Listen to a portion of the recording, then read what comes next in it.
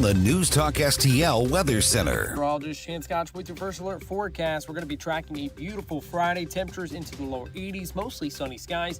Dew points into the 50s, so not much humidity. Saturday, partly sunny, high of 85 degrees. Into Sunday, we've issued a first alert weather day, as we're going to be seeing the potential for some showers and storms, some of which could become strong to severe. We'll be tracking 2 rounds, one during the morning round and during the secondary round. We're going to be looking towards the afternoon, evening hours.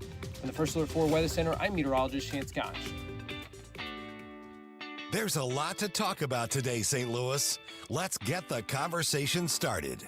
This is Mike Ferguson in the morning on News Talk STL.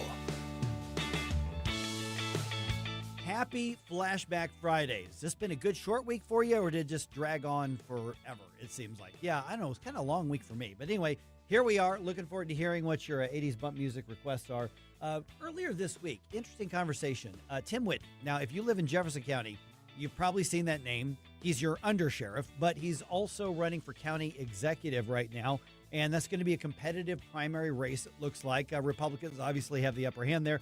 And Tim was on the show earlier this week kind of laying out his vision for Jefferson County, which is a crucial part of the metro area and one of the fastest growing. And here's what he had to say.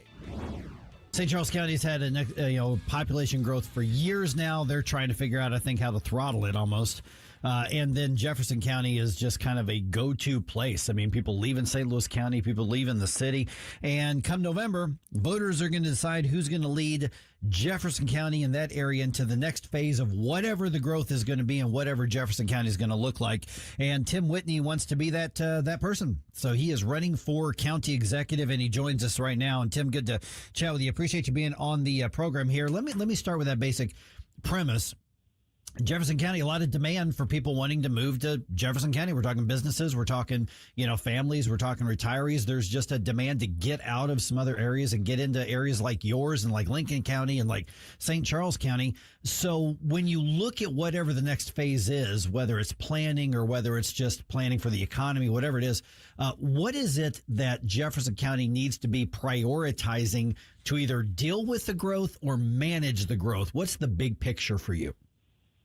Yeah, I think you hit the nail on the head when you talked about Jefferson County being primed for additional growth. And I think the next decade in our county is really going to be shaped up by what we do in the next few years.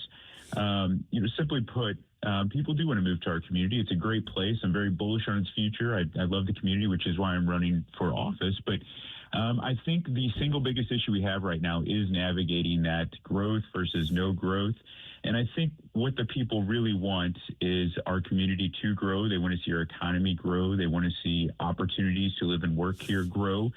But at the same time, they want us to preserve that natural beauty of Jefferson County. They want us to preserve that rural character, and they don't want us to grow in such a way that, we outkick our coverage or we outgrow our infrastructure and have those additional growing pains. So it's going to be an incredibly tough thing to do for the next few years to get it right. But to your point, last night I was out meeting with some different people, putting out campaign signs as we do this time of year. And I met a farmer out in Hillsborough who's owned his farm for 200 years who, really wanted to make sure that we preserve the agricultural community in our county. And a little bit later, I was on the east side of the county in the Interstate 55 corridor, and I met a business owner who is really bullish on the need to grow our business community here. So navigating that's going to be tough, but I think we're going to be in a great position, and with the right leadership, we'll be in good shape to do it. Good morning, Tim. This is Susie Moore. Along those lines, I think one of the big questions is kind of a chicken egg question. How do you prepare for the growth, from an infrastructure standpoint, from a business investment standpoint, but not get out in front of it? What do you find are the best resources in terms of assessing, which direction we need to grow and how we need to strike that balance? The county did a really good job the last few years, and they redid the master plan. And that master plan kind of gives, a rough blueprint for how the county should grow. And the community had some input in that, and there were some committees put together on it. So we have that rough blueprint that's there already. But I think if I had one observation on some things our county could do right in terms of this is we tend to be reactive to how we do things, right? The development comes, and then we recognize that we need to reinvest in that infrastructure. Most of the time, county roadways are the most visible part to that. and then you're trying to redevelop those, which creates significant growing pain. So I think we need to look at that master plan, do a better job of being proactive and understanding where these things are going to happen, and maybe start investing on the front end, because, again, the growing pains on the back end are tremendous sometimes. So it's kind of a pay now or pay later proposition, and I always think it's better to pay now. And so you're talking specifically, just so I'm clear, Tim, you're talking about the infrastructure, the roads, saying, okay, there's likely going to be a development here. We better get some pipes. We better get some lines or something. You're talking about that kind of pay now, right?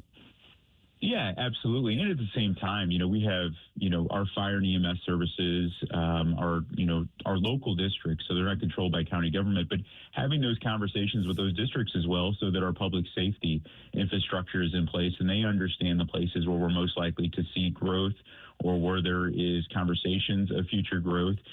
So it's bigger than just roadways. It really does go into your water districts, working with your partners in public safety and all those things, because again, being reactive sometimes creates larger pains than we were proactive.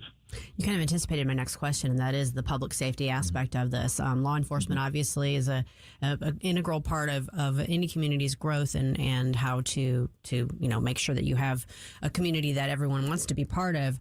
How do you find how do you all partner with law enforcement, or how do you envision partnering with law enforcement to help that on the public safety front? Because when you have an influx of population, sometimes you bring an influx of crime. Yeah, and Tim might have some thoughts on. Yeah, I know. I figured he might. Might have some thoughts on law enforcement in particular. Yeah, and so to that point, I've been with the sheriff's office for 24 years. My current role is I'm the undersheriff and chief financial officer. So law enforcement is near and dear to my heart, and I believe that the community is the basic foundation of a community. Really is public safety, and it is understanding what those needs are going to be. With an increased population comes an increased need for services, and making sure that the sheriff's office, which is the primary law enforcement agency in our county, and I say that from the perspective that we serve roughly 93% of the land area and a little over 70% of the population right now, and understanding that the municipal partners, whether it's the city of Arnold, city of Festus, city of Burns Mill, they're going to have their own growth within, their police departments. But, certainly we have to have an understanding and have preparation for, as the population increases, so too will our demand for those services. So how do we continue to make sure that's funded? How do we continue to make sure that we have the resources in place to make them successful? Okay, I've got another quick follow-up question on the development part of this. Are there types of industries and businesses that you think Jefferson County should target, or just look for whatever the market brings? And then conversely, are there types of growth that you would not want to see in Jefferson County? Yeah, I think you have to have an open mind. I think you do yourself a disservice if you get into the absolutes or always or never to certain industries. But if you look at the population in Jefferson County today, about 25% of our population is under 21. And for our community to really be successful in the future, we want to capture that population to where they want to stay here. And a big part of that is having the jobs that they want. And so I think we have to be forward thinking. I don't know that there's a specific industry we can say we're going to target and it's going to allow us to meet that goal, because as we've seen in the last few years, I mean, it's moved considerably. I mean, this time last year, we were hardly talking about data centers in our community, and now you see it's been brought to the forefront of those conversations. So something else could be here in another few years. So I don't want to say that we need a specific industry or we don't need a specific industry. We have to be open to it all, but we have to be really mindful of what is it going to take to keep that young population here in our community. You were reading my mind this morning, Tim, because that was where my next question was going to go, was the data centers. Funny you should mention that, because that is obviously a hot button issue. There's a lot of passion and energy around that whole discussion. And, obviously local leaders are having to kind of navigate their way through a very difficult, heated discussion over it. What do you envision as the way to strike the balance there, where you're, wanting to encourage the technological advances, the investment in the community, but assuage people's concerns about potential safety, pollution, that sort of thing? Yeah, I think without a doubt, it is an emotionally charged issue. Whether you're for or against them, it tends to be very emotion-based. Some of the numbers I've seen down here, it's about 50% one way or the other on the issue. And then when I'm out meeting people, it's about 50% one way or on the other issue. So we really need to strike that balance.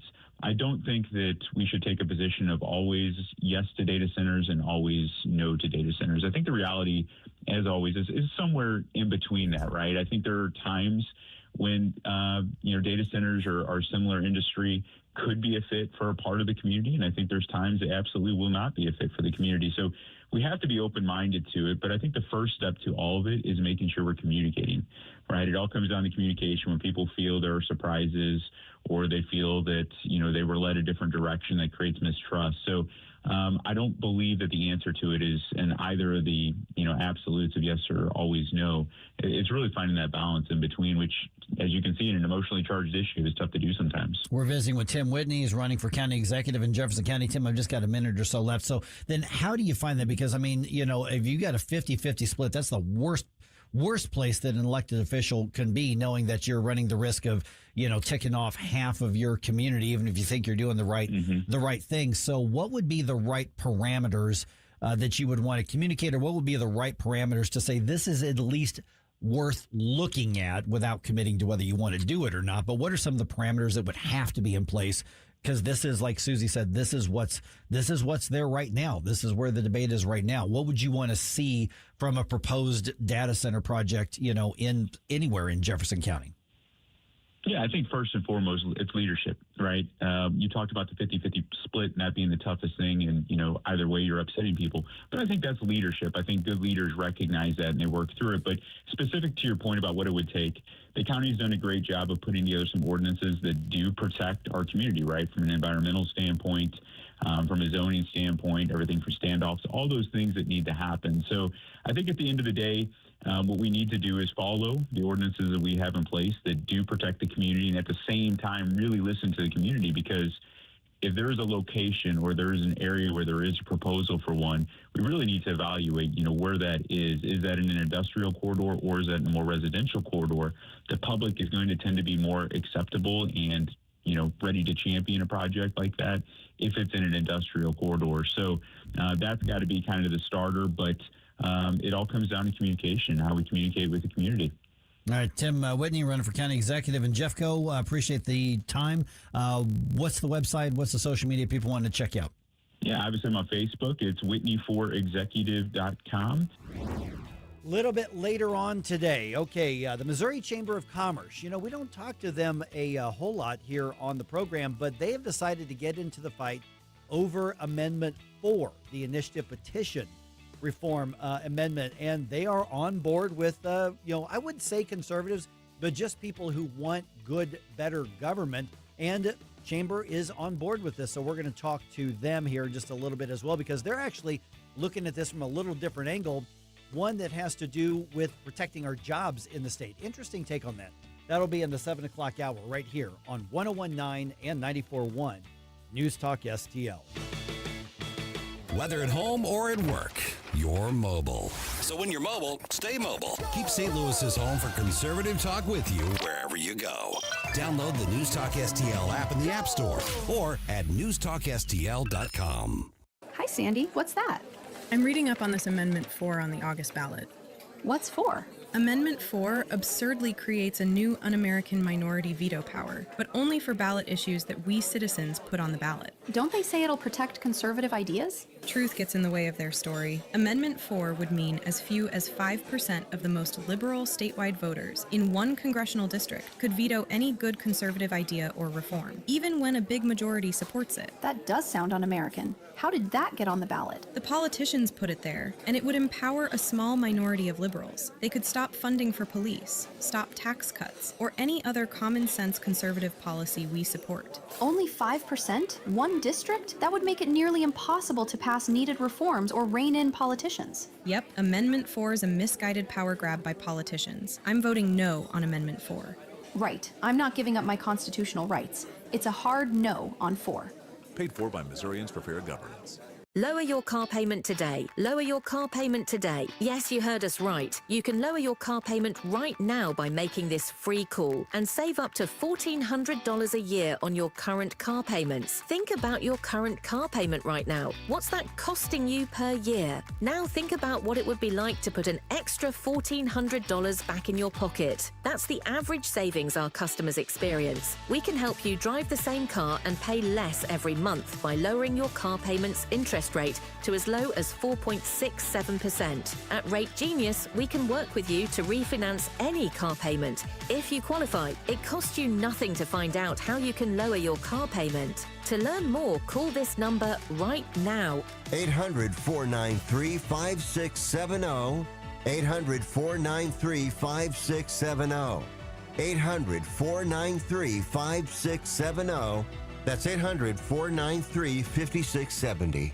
People ask all the time, who the heck is Low Cost Airlines? Well, we're not just one airline. When you're talking to us, you're talking to everyone. We are the discount supermarket for all airline tickets. Plus, we have all the airlines and always have the best prices. American, Delta, United, plus all the specialized international airlines and a lot more.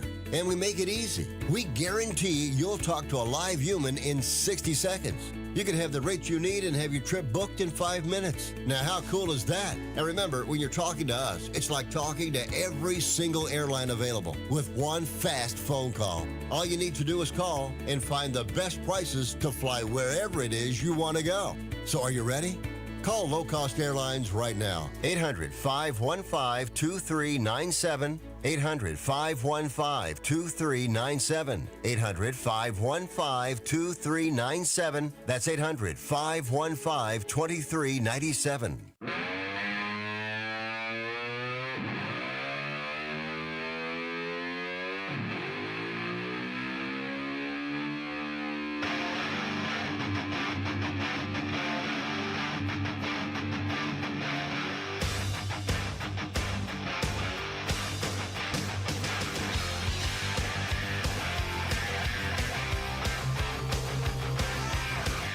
Get up, St. Louis. It's Mike Ferguson in the morning. Those darn kids and their takeovers. Get off my street. Yeah, well, and out of my park and out of my parking lot and out of my that's basically what's that's interesting. St. Louis police, a couple interesting things with St. Louis police. One, they did a press conference and saying we've caught wind of at least 3 teen takeovers planned, including one in Forest Park. Ooh. Yeah, and there was something else interesting because the mayor had her own press conference on like public safety and some events going on, which we'll get to in just a second here. But the police essentially are using a lot. They've got intel. I mean, they're not just waiting for stuff to happen, which this is one of the ways the police has changed over the course of the last whatever decades is they're monitoring. They've got intel. They've got ears and little birdies out on the street too. And so they basically put the word out, hey, kids, we know this is happening. We're not going to let it happen. So it's going to be fascinating to see how this goes. Yeah, just because you're doing something online does not mean that the police are not privy to your activities. And especially with how many people have been caught, I would imagine some of these groups that are responsible for organizing, hosting, posting this kind of content, I can imagine a few deals being made to get some information on these kids. Yeah, I would think so. So we'll get into that just a little bit here. Okay, 6:35. We're going to dig into this. Man, it's Friday. I always like to have a lot of fun with stuff. We got something kind of heavy. There was a ruling in Jackson County Court in Kansas City that essentially says, well, that pro-abortion amendment that voters passed, it was radical. It was basically free for all. And the judge said, well, them's the rules. Now, it's a fairly left-wing judge, but almost every single regulation and safety standard that protects women right now, gone. So Planned Parenthood is already saying we're going to start giving out the chemical abortion pill like next week. Got to get our stock in. And so essentially we're talking the standard protections like for medical stuff that apply to every doctor will not apply to those who are doing abortions. The amendment that got passed here was so radical that quite literally, if I assist you, I'm not a doctor. I got no experience. If I assist you and I harm you or kill you, by malpractice, I cannot be held legally accountable. I can be held maybe civilly accountable, but I cannot be held no. accountable. You're protected from that too. From both. Yeah, Okay. so you could literally go into your closet, grab the rustiest coat hanger you've got, and say, you know what, I saw YouTube, and hurt or kill somebody. And as long as you're saying I was providing abortion care, you're good. Or if I was perhaps abusing a student and I don't want their parents finding out and I want to bring them somewhere and have some done there, well, that just can't hold me accountable. Okay, so 6:35, we'll get into the details, and this just underscores why we cannot back down on passing the good pro-life Amendment 3 in November. So we'll get to that in just a little bit. Okay, this teen takeover thing. Police have basically caught on. They've said there were 3 that were being planned. One, apparently a big one in Forest Park. And then there were some others that they were already kind of planning. I say they, meaning, the kids involved here. And so they're putting the warning out, but they immediately went back to what they did downtown and said, hey, parents, it's on you. Parent your children. It's 9 o'clock. Do you know where your kids are at? Yeah, really. And it's kind of fascinating for me to watch this because you get the idea that the police in the city are just essentially sick and tired of cleaning up the mess of the parents who won't parent. And so in downtown, they said, we're going to start citing parents. We're going to start holding them accountable. And we've had almost no problems from downtown since that announcement and since some parents got cited.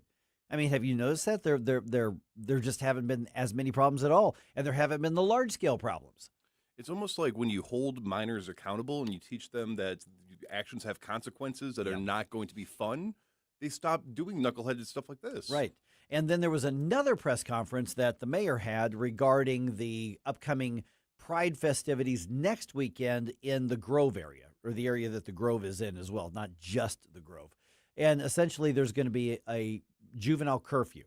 So between it's like 8 or 9 o'clock at night and 5 in the morning, if you're under the age of 18, if you're 17 or under, you have to have adult supervision in the Grove during the Pride stuff. And then they're going to put some other barricades.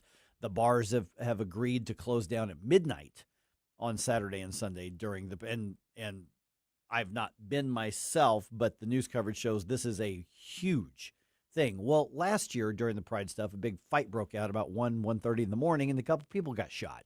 Wow. Yeah. And so the mayor does a press conference saying, here's the curfew, here's what we're going to do. Now, what's interesting about that isn't so much the whole curfew and bars changing their hours, all sort of thing. Elliot Davis was reporting on this, and he says the police did not know about this.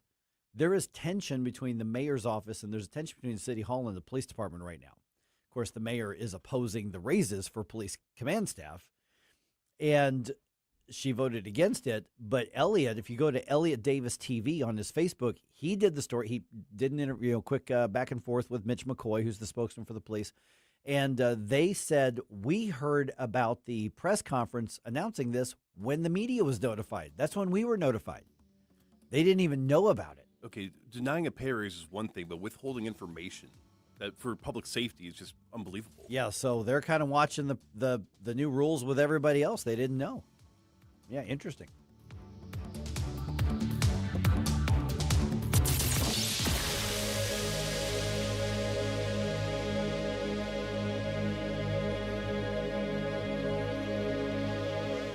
Chris Arps here, and after Becky and I leave church on Sunday, we head down the street to Capriotti's to grab a classic meatball sub. I love Capriotti's, and you will too. Visit Capriotti's now at 2 locations on Manchester, McKnight, and Rock Hill, and now in Creve Coeur on Olive, just 1 mile west of 270. When you're approaching retirement, there are a lot of questions to answer. Do you have enough money to fund your income for life? How should you claim Social Security? And what's your plan for health care and long-term care? Hi, I'm Eric Robert, Director of Investments with the ClearPath Wealth Management Group at Stifel and host of On the Money Saturday mornings at 9 on NewsTalkSTL 1019. Don't leave your retirement to chance. It's crucial to understand and address relevant risks before you retire. Our team can help you get organized, guide you through critical retirement decisions, and create an investment portfolio designed around your needs. To schedule your free retirement plan consultation, go to clearpathinvesting.com. That's clearpathinvesting.com. Or call us at 636-695-2650. That's clearpathinvesting.com or 636-695-2650. Stifel Nicholas and Company Incorporated, member SIPC and NYSE. The Vic Porcelli Show. Very active, very fun chat box. Cinderfer. Hi, Cinderfer. Hey, how you doing? She says, yo, Vic, baby. Verbatim, yo, Vic, baby. With an exclamation point. How else are you supposed to read that? I was driving, had to pull over to comment. I was going to say how sexy the beard is, but I'm afraid of your wife. Hey, I'll tell you what, I would be. Vic Porcelli, live and local, weekday mornings at 9 on News Talk STL. A Disney cruise is no ordinary vacation. It's an adventure, a fairy tale, a dream. Step aboard and discover where favorite Disney characters meet fun for the whole family, where total rest and relaxation meet the ultimate escape and excitement, where a dream vacation meets a magical cruise. Only on Disney Cruise Line, where magic meets the sea. Magic Expeditions will make planning your Disney cruise easy. Reach out at magicexpeditions.com. Now you can fly anywhere in the world and pay discount prices on your airline tickets. Book a flight today to London, Paris, Madrid, or anywhere else you want to go. And pay a lot less guaranteed. Call the International Travel Department right now at Low Cost Airlines. 800-515-2397. 800-515-2397. That's 800-515-2397. My mother was very familiar with her neighborhood, but one day she stopped at the stop sign and she wasn't even really sure where she was at. When something feels different, it could be Alzheimer's. Now is the time to talk. A message from the Alzheimer's Association and the Ad Council. KLGY HD3 Clayton, K270BW Belfast, KNBS Bowling Green. This is News Talk STL at 1019, 94.1, and always streaming at NewsTalkSTL.com. Breaking news this hour from Town Hall. I'm Rich Thomason. Not so fast on those U.S.-Iran talks. Originally scheduled to start today, they're being postponed as Israel's military continues hammering away at an Iranian ally in Lebanon. Israel's military says its forces have struck targets throughout southern Lebanon overnight as Hezbollah reported intense fighting in the area. Lebanon's state-run news agency reports at least 18 people killed in Israeli strikes. The fighting into Friday morning comes as planned talks in Switzerland between Iran and the US over their efforts to reach a permanent end to the Iran war have been delayed. Israel's occupation of southern Lebanon and its continued attacks on Hezbollah have been a key issue in the talks. Israel maintained it must continue to hold territory in Lebanon and have a free hand to battle Hezbollah. I'm Charles Dilla-Desmond. War Secretary Hegseth is giving America's European allies a homework assignment of sorts, urging them to take more responsibility for their own security as the Pentagon reviews U.S. troop deployments in Europe. Hegseth is criticizing NATO allies for not providing access to bases for U.S. forces to launch attacks on Iran. He also accuses Europe of prioritizing gender equity and climate change over defense. The review could impact NATO's collective security guarantee, but U.S. nuclear weapons will remain in Europe. And that's correspondent Ken Lorman. Parts of the Gulf Coast are under flood warnings. Southern Louisiana, Mississippi, and Alabama all in the bullseye as the remnants of Tropical Storm Arthur drop flooding rains and generate fierce winds. Buildings have been damaged, trees, power lines are down. Georgia and the Florida Panhandle could be next in line. More on these stories, townhall.com. Hey, John, why so glum? I just got let go. The company's downsizing. This is the third time in the last 2 years. I'm done with this. Have you thought about My Computer Career? I've heard they can train you for a career in IT in just a few months, including cybersecurity and the basics of AI. And you don't need prior training or experience. Now that's a recession-resistant career. Wow, thanks. I'll check them out. Go to mycomputercareer.edu and take the free career evaluation. mycomputercareer.edu, an Elite CompTIA certification partner. Financial aid is available to those who qualify, including VA benefits. Hi, everyone. If you've been injured in an accident and think you deserve compensation, listen up. We have legal professionals standing by right now. They'll tell you if you have a case and how much it's potentially worth. Call 800-550-7800. That's 800-550-7800. Call now to find out how much your case could be worth. Advertisement sponsored by Legal Help Center. May not be available in all states. Not available in California. From the NewsTalkSTL Weather Center. Meteorologist Shan Scotch with your first alert forecast. We're going to be tracking a beautiful Friday. Temperatures into the lower 80s, mostly sunny skies. Dew points into the 50s, so not much humidity. Saturday, partly sunny, high of 85 degrees. Into Sunday, we've issued a first alert weather day, as we're going to be seeing the potential for some showers and storms, some of which could become strong to severe. We'll be tracking 2 rounds, one during the morning round and during the secondary round. We're going to be looking towards the afternoon, evening hours. From the First Alert 4 Weather Center, I'm meteorologist Shan Scotch. This hour of News Talk STL brought to you by Chris Cooper and Serenity Wealth Management. Business owners, download your free playbook for financial clarity at SerenityWealthBiz.com. That's SerenityWealthBiz.com. It's not pleasant to hear it, but Missouri is falling behind in its spending of state tax dollars, education, and health care. But there are ways to get Missouri moving forward again and produce a better life for all of us.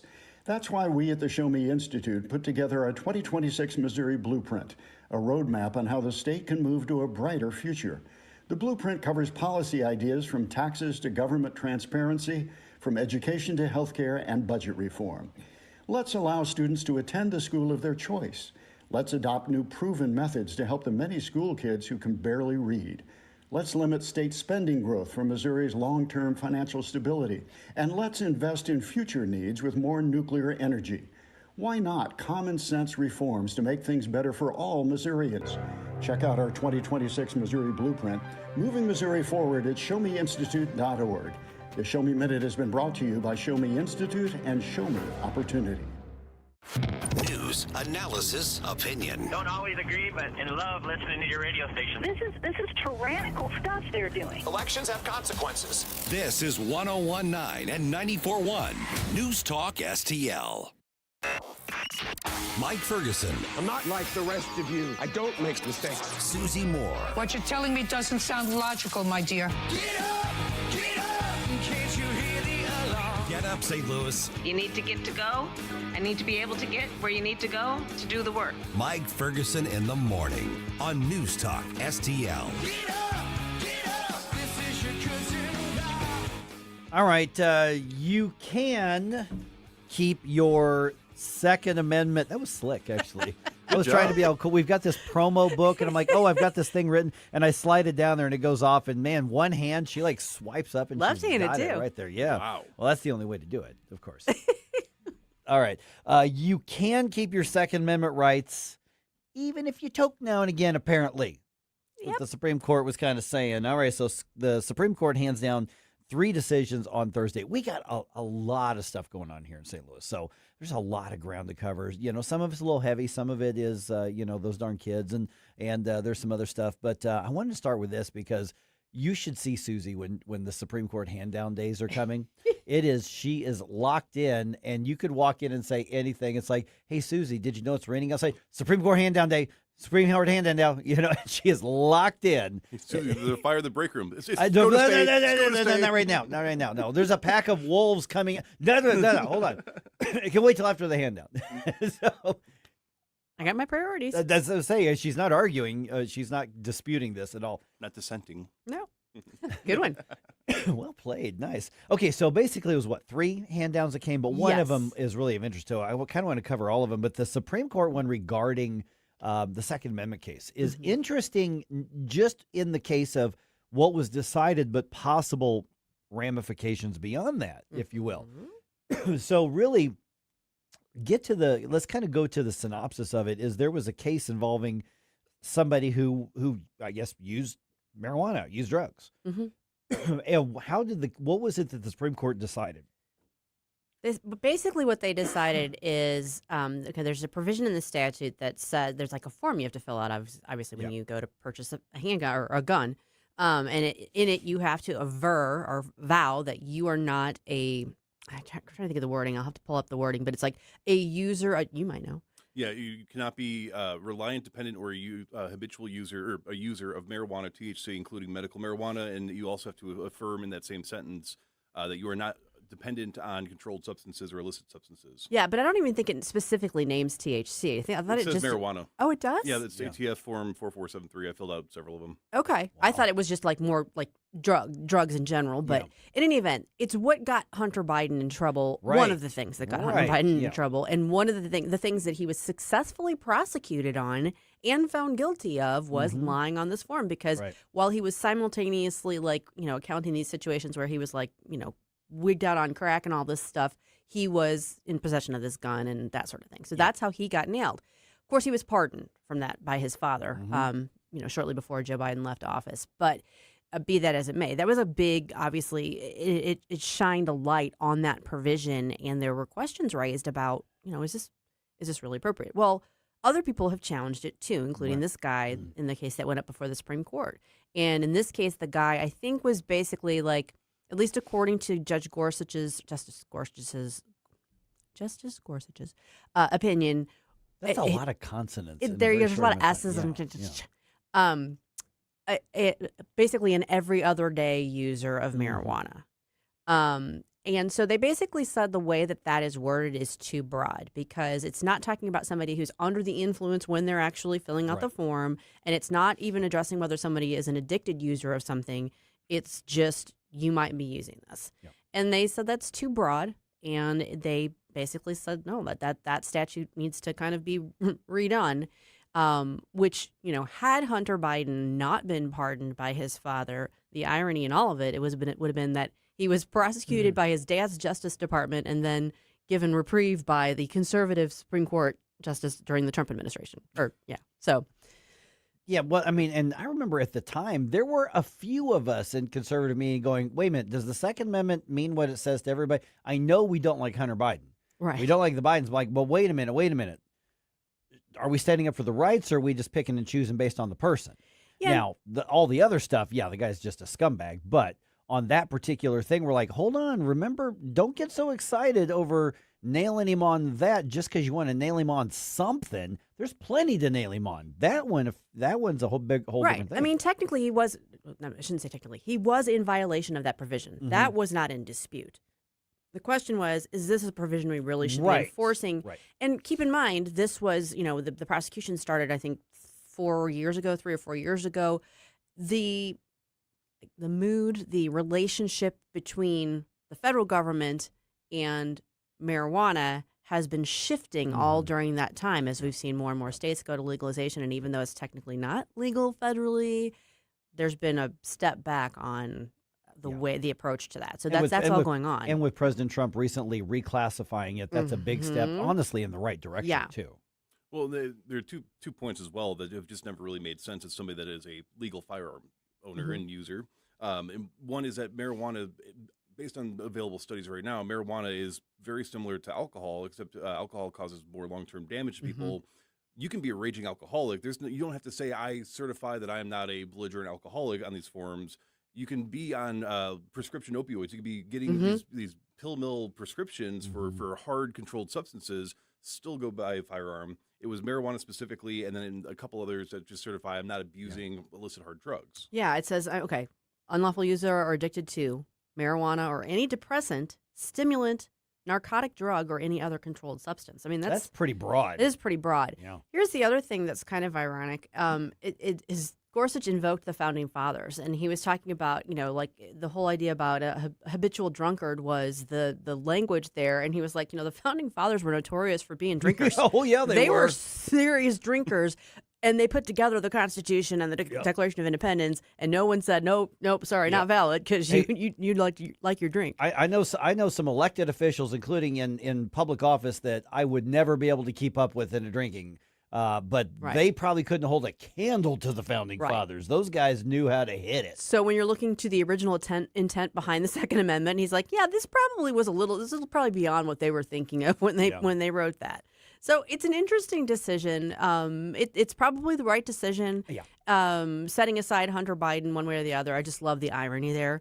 But yeah. So that was the big one yesterday as far as like the headlines and the wow factor. Yeah, and the others I know weren't as wide No, spreading. they had to do with. I don't even remember. Like that's how my mind works. No. Like, because we weren't going to write on them. Look it up, people. It's fine. Let's talk about this one here because this is one where now keep in mind I admit that I'm probably one of the more unapologetically radical people when it comes to the Second Amendment because I think the Second Amendment means it's none of the government's business what guns that I own. It's none of the government's until I do something bad or threaten to do something or plot to do is none of their business. I think even gun registration requirements are unconstitutional on its face. I don't think it's any of the government's business which guns I own and don't own. That's where I'm at on it, and I don't think they have a right to track it myself. But we've got all these laws we have to deal with, and I think they're all unconstitutional. But maybe someday we'll clear it for it. Maybe we won't. But that's just my radical take on it. Now going back to the marijuana thing, I remember when medical marijuana was first passed in Missouri, and then well in Illinois before that, and it was always a wink, wink, nudge, nudge. We passed medical marijuana, wink, wink, nudge, nudge, which was essentially the spoken out loud secret. It means we've legalized it for you. Just get a doctor to write a prescription for is not anything. hard to do. There were billboards on Highway 6440 right around the river. I remember saying, get your medical marijuana card, click this.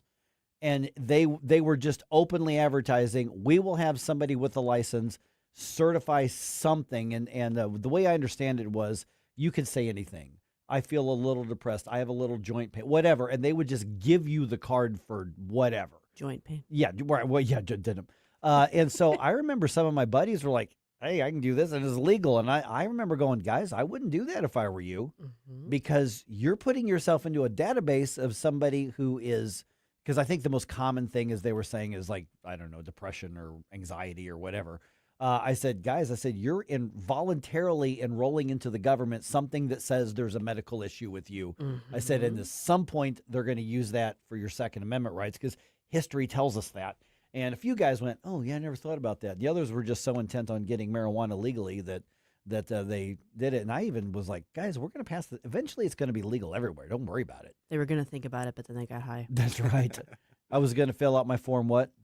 But then I got high. ATF form 4473. Yeah, see that. It's hard to rhyme. It's hard who to was rhyme it that did that song? That wasn't Afro Man, was it? Yeah, it was Afro Man. Yeah. So okay, form what now? For ATF form 4473. Okay, I was going to fill out my ATF form 4473. But then I got high. Yeah. Yeah, it doesn't have. It doesn't have. Yeah, it it's a little awkward. It doesn't have the thing there. Yeah. So, but anyway, bottom line is toke, don't toke, chew up a gummy, don't chew up a gummy. Your Second Amendment rights are not affected by that as a result of this particular ruling. So does that mean they just have to rewrite the form, or do they have to strike that question? Or do we know yet? They have to. The ATF has to redo their regulation. It's a big victory for cancer patients and gangster rappers, apparently. Yeah, well, and there's probably some overlap somewhere. There's some overlap. Yeah, I'm sure there is. There are cancer-stricken gangster rappers out there, probably, and they want to get high. Yeah. Oh my gosh. All right. So what are you doing for lunch today? I know. Now that I have the book in front of me, I'm thinking about something else. Okay, so what are you doing for lunch today? I mean, I just threw it at you. Should be going to hang out with Jamie Allman because he's doing his broadcast today live from Shorty's Diner. That's right, from noon till 2 today. You can watch Common Sense Radio live, take in the great atmosphere and food at Shorty's Diner on Lackland in the Westport area. As Shorty says, it's not fancy, it's not fat-free, it's just the way it used to be. The Jamie Allman 3-Martini Lunch live Friday, June 19th. That's today, noon till 2. Plan on grabbing some friends and joining us.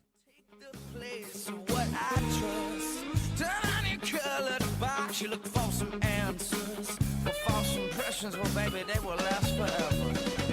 News Talk STL is proud to have Doug Voss of Safe Bunny Radio as part of our lineup each week. Doug has been a staple on the St. Louis radio airways for many years as one of the leading financial experts in the area. You can now hear Doug and Safe Bunny Radio every weekend on News Talk STL. But in case you miss anything, you can check it all out at DougVossSafeBunnyRadio.com. What else do our listeners need to know, Doug? Simply put, I focus on helping pre-retirees and retirees build, preserve, and protect retirement assets, and I've been helping my clients solve their insurance and financial needs for the past 33 years. I also strive to educate my clients on how to prepare for retirement, minimize the impact of market volatility on their assets, and deal with the challenges of increased longevity. Call me today at 844-676-SAFE. That's 844-676-7233. Doug Voss is a registered representative. Securities offered through DHL Securities, LLLP. Member FINRA and SIPC. 1949, the last time a Republican held the top post in St. Louis City. A gallon of milk was 84 cents and streetcars ran down Grand Avenue. Unfortunately, St. Louis city streets are no longer the epicenter of family and business life. In the 80 years of Democrat control, our city has been on a steady decline. Hello, Kirk Ilsinger, chairman of the Republican Party for the city of St. Louis, and we believe it is our duty to provide a different path forward. I invite you to our meetings the first Thursday of every month. Learn more at stl-gop.com. Paid for by St. Louis City Republican PAC. Curtis Farber, Treasurer. This hour of Mike Ferguson in the Morning is brought to you by Stifel. Request a portfolio review from your Stifel financial advisor at stifel.com. That's STIFEL.com. The 80s. Excellent. Never been a decade like it. Never will be. It's Flashback Friday. Showers wash all my cares away. I wake up to a sunny day 'cause I love a rainy night. Yeah, I love a rainy night. Well, I love a rainy night. Well, I love a rainy night. Ooh, ooh, I love a rainy night. Hey guys, Billy Crow here from Jeffco Patriot Radio. Hope you had enough time to freshen up your coffee, because now we're back with Mike Ferguson in the morning. A little Eddie Rabbit. This was one of my dad's favorite songs. I've got a soft spot for this song. Yeah, well, I do too. Reminds me of my daddy. Oh, there it is. So, and that was kind of the theme this week, right? Yep, today's theme is songs that remind you of your loved ones. Well, I don't know who requested that, but thank you, because this was truly one of my dad's favorite songs. Yeah, I love this song. He was a terrible dancer, but he would be up there shaking his shoulders, dancing to this. This was Eddie Rabbit. Okay, cool. So you wouldn't remember, but Eddie Rabbit was like one of those crossover things, because he was popular in the country music realm and he made it big in pop music too. I've never heard this before now, but I really do enjoy the song. I love this song. It was just a feel-good song. Yeah, fun song. All right, coming up on 6:20 right here. All right, yeah. Now with that setting the table for Flashback Friday, I'm kind of looking forward to everything else. It's going to be a tough one to beat. Yeah, I heard what was it? That song, that Eddie Rabbit song. He only had like 2 or 3 like huge hits. Yeah. Well, there was one with Crystal Gale. What was the duet with Crystal Gale? Yeah. And that came on. It was like the 80s channel on Sirius I was listening to a few weekends ago, and I'm like, that's one of those, like, I just got to crank it up, you know? I mean, just for some reason, I just love this song. All right, so been another, obviously, big week in news. Let's do a little look back here. This is what the news sounded like this week here on News Talk STL, and God knows what next week's going to sound like. With the rates that we've had, we have not had the income necessary to do regular replacement of the lines. These lines were over 100 years old, and we have been replacing lines at a much slower rate than we need to for decades. And so you're seeing decades of deferred maintenance. They can get a lot if they comply with the United States demands. They don't get anything if they don't comply with anything. His political operatives can take every record and read every page, but they'll be looking in the wrong place. Because if they really want to find corruption, look no further than 1600 Pennsylvania Avenue. Since abortion drugs were made widely available under the Biden administration, a growing number of men have been arrested for using them to force women to have abortions. You've got the master deal maker here who used the leverage that he has, who still has that leverage as president moving forward to make sure that they're not going to secure a nuclear weapon. Okay, so does Gavin Newsom, when he's getting overshadowed by other stuff in the news, just seem like the kid who's like, look at me, look at me, look at me? Yes. Yeah. Yeah.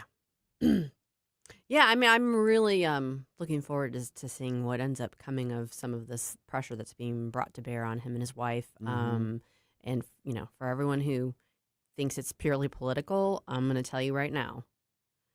First of all, there's been stuff going on for a long time, and no one does that better. No one digs into that better than my boss, Jennifer Van Laar. So, who happens to be in the Golden State. Yes, and so if you haven't been following her reporting on Gavin Newsom, you might want to do that. Yeah, and this is what's interesting for those who are saying, well, it's all political. It's basically looking at point A is there is an investigation into the Newsoms.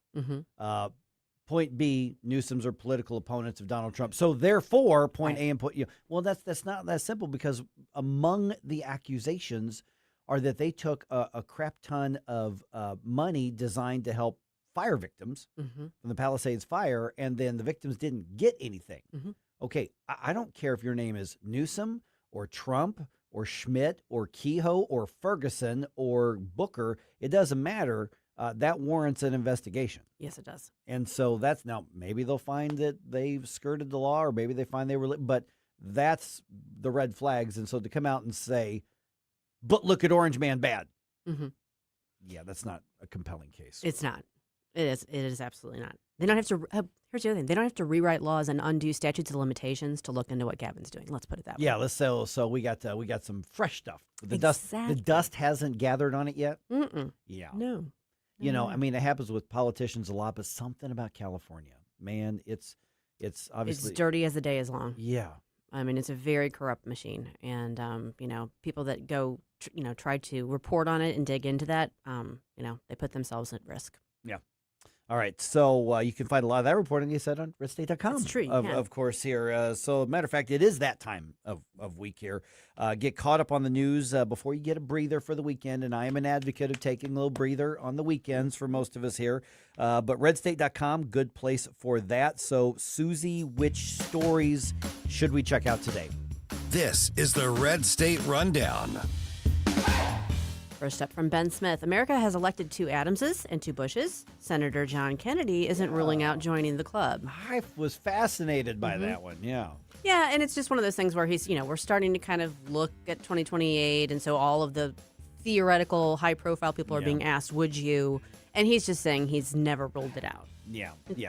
Now, John Kennedy is getting up there. He's a little long in the tooth. In the age, and he's the first one to make jokes about it. Yes. He's incredibly popular with He's younger than our past 2 presidents. So it's true, yeah. Just saying. I would imagine that would probably be more of building up some political capital than anything, which I'm fine with John Kennedy having more political capital. He is a national treasure. So Yes, anyway, he's not ruling it out. He's playing footsie with it. You can go check that Ben's article on that out. Jennifer Oliver O'Connell has It's About to Go Down. FBI descends on LA Skid Row over potential voter fraud, bribery of homeless. Yeah. Yeah, they're looking very closely at how that was all handled. And again, keep your popcorn ready is all I have to say about that. I have walked through Skid Row. I have been there.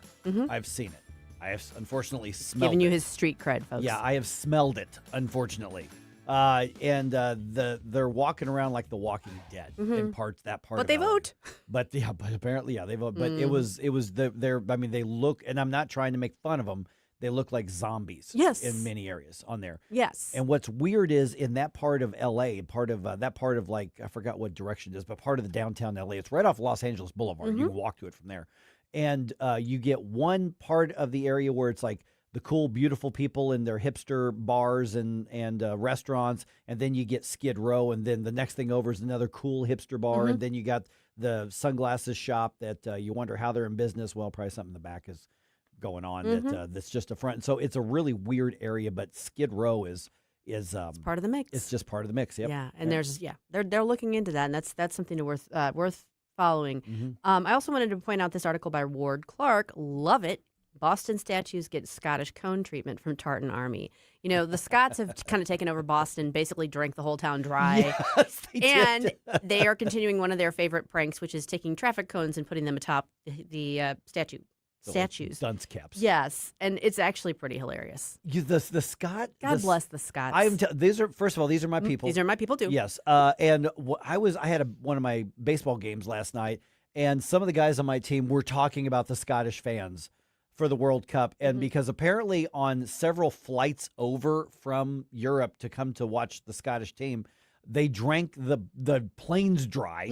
And then at restaurants, they're drinking the bars dry. Right. And I haven't been to Scotland for 8 or 9 years, but it is not unusual to see people drinking for breakfast.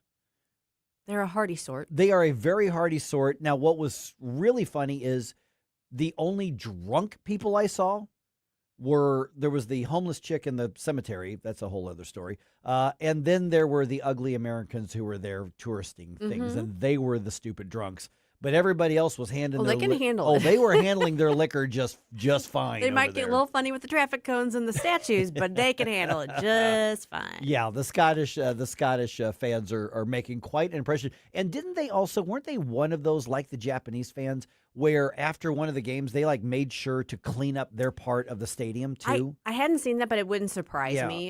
Yes, the Japanese definitely did, and maybe that caught on. So maybe I first of all, pretty much all the stories so far about the visitors to our country for the World Cup have been feel good, and I love it. Love to see it. They're behaving better than we do. Much. Yeah. But they're also getting treated to real Americans who are there from, what you're seeing the buzz online is they're being made to feel very welcome, and it's fun. I was over in Scotland for a couple of weeks, and they unbelievably friendly. And they didn't really care where you were from. Now I've obviously I've got a lot of differences of opinion on government stuff on there, but I had a great time, over there, particularly in Edinburgh and in the Highlands. It was just I hope to get there someday. Yeah, it was just a fun group. I mean, they were very welcoming, a lot of fun. Yeah, a lot of fun. They do know how to. And I'm glad they're having fun here. Me too. Because we're talking about literally they ran out of booze on multiple flights because of the Scottish fans. And Boston bars were having an issue. And yes. Boston. Yes. I mean, that's professional level right there. It is. I mean. It is. Well, the Scottish are born with a blood alcohol content of 0.08. So right, pretty much. That's how it shows up in the Ancestry DNA database. Well, you know what they call Scotch over there? They call it, we call Scotch. Yeah, is Scottish water. That's what they call it. Okay. Yeah, we call it whiskey. They call it Scottish water. They call it breakfast. Yeah, they do. It cracked me because we were, where were we? I think we were in a little town called Dunvegan, and we were getting breakfast in this hotel little. There was a hotel in town, and we were just getting the breakfast at their thing. And it was very common. They were breakfast, they're getting their Scottish breakfast. There's their stuff, and then what do you want to drink with that? Of course, we're looking for coffee, which is not that popular over there. The tea is very popular for breakfast, and of course alcohol as well. And that was kind of a culture shock when I was over there. Yes, well, they know how to have fun, and I'm glad for that. Oh yeah, and they're just having a great time. So the guys, I hadn't even heard the story. The guys on my team were telling me these stories. I'm like, you've got to be kidding me. And then I'm thinking about it. I'm like, no, that checks out. That checks out. Yeah, it's legit. On a more serious note, though, we warned you. The judge's ruling removes almost all protections from women when they're getting an abortion in Missouri. We've got the update at that at 6:35. I wake up to a sunny day 'cause I love a rainy night. Yeah, I love a rainy night. Well, I love a rainy night. Well, I love a rainy night. Ooh, I love a rainy night. Mike Ferguson in the morning. Someone in that control room is out of control. On NewsTalk-STL. You know it makes me feel good. From the NewsTalk-STL Weather Center. Meteorologist Shan Scotch with your first alert forecast. We're going to be tracking a beautiful Friday. Temperatures into the lower 80s, mostly sunny skies. Dew points into the 50s, so not much humidity. Saturday, partly sunny, high of 85 degrees. Into Sunday, we've issued a first alert weather day, as we're going to be seeing the potential for some showers and storms, some of which could become strong to severe. We'll be tracking 2 rounds, one during the morning round, and during the secondary round, we're going to be looking towards the afternoon, evening hours. From the First Alert 4 Weather Center, I'm meteorologist Last Chance Guys. Looking to celebrate the 4th of July with a bang? Then look no further than Powder Monkey Fireworks. We've got bottle rockets, fountains, cakes, mortars. Our selection is endless with low prices and no gimmicks. Our friendly, knowledgeable staff will help you choose the perfect fireworks to make your holiday unforgettable. You'll go bananas at Powder Monkey, Highway 94 in St. Charles, on Westwood in Weldon Spring, and on Brendel in Rocky Mount. Don't want to fight the crowds? Order online at powdermonkeyfireworks.com. Springtime in St. Louis, and if you hate to paint, do what your neighbor Mr. Rob Miller from Harvesttown Auto Body in St. Peters did. He called Rhino Shield. Rob, what was the thought process for going with Rhino Shield as a business owner? My family's business is over 10,000 square feet, and it did not have the curb appeal I wanted. Rob, tell everyone how the experience was with Rhino Shield from start to finish. The process that I liked was when you came out, you gave me all of these options that would fit my building. Our building was really faded. I don't want to have to paint my building again. 25 years is a long time to not have to worry about the outside maintenance of your building as far as paint. That's a no-brainer. That's why Rhino Shield worked for me. Are your neighbors jealous? I would be if I was them. Thanks, Rob. Now it's time to call 877-25-RHINO. 877-25-RHINO or 877-25rhino.com. Genius. No paint, don't Rhino. Go Rhino Shield. Never paint your house again. Rhino Shield. The Vic Porcelli Show. World Cup fans from around the world love America. Too bad the left hates America. We'll see what Karen Catalan has to say about that Thursday at 9:05. Weekday mornings at 9 on News Talk STL. The 80s. Never been a decade like it. Never will be. It's Flashback Friday.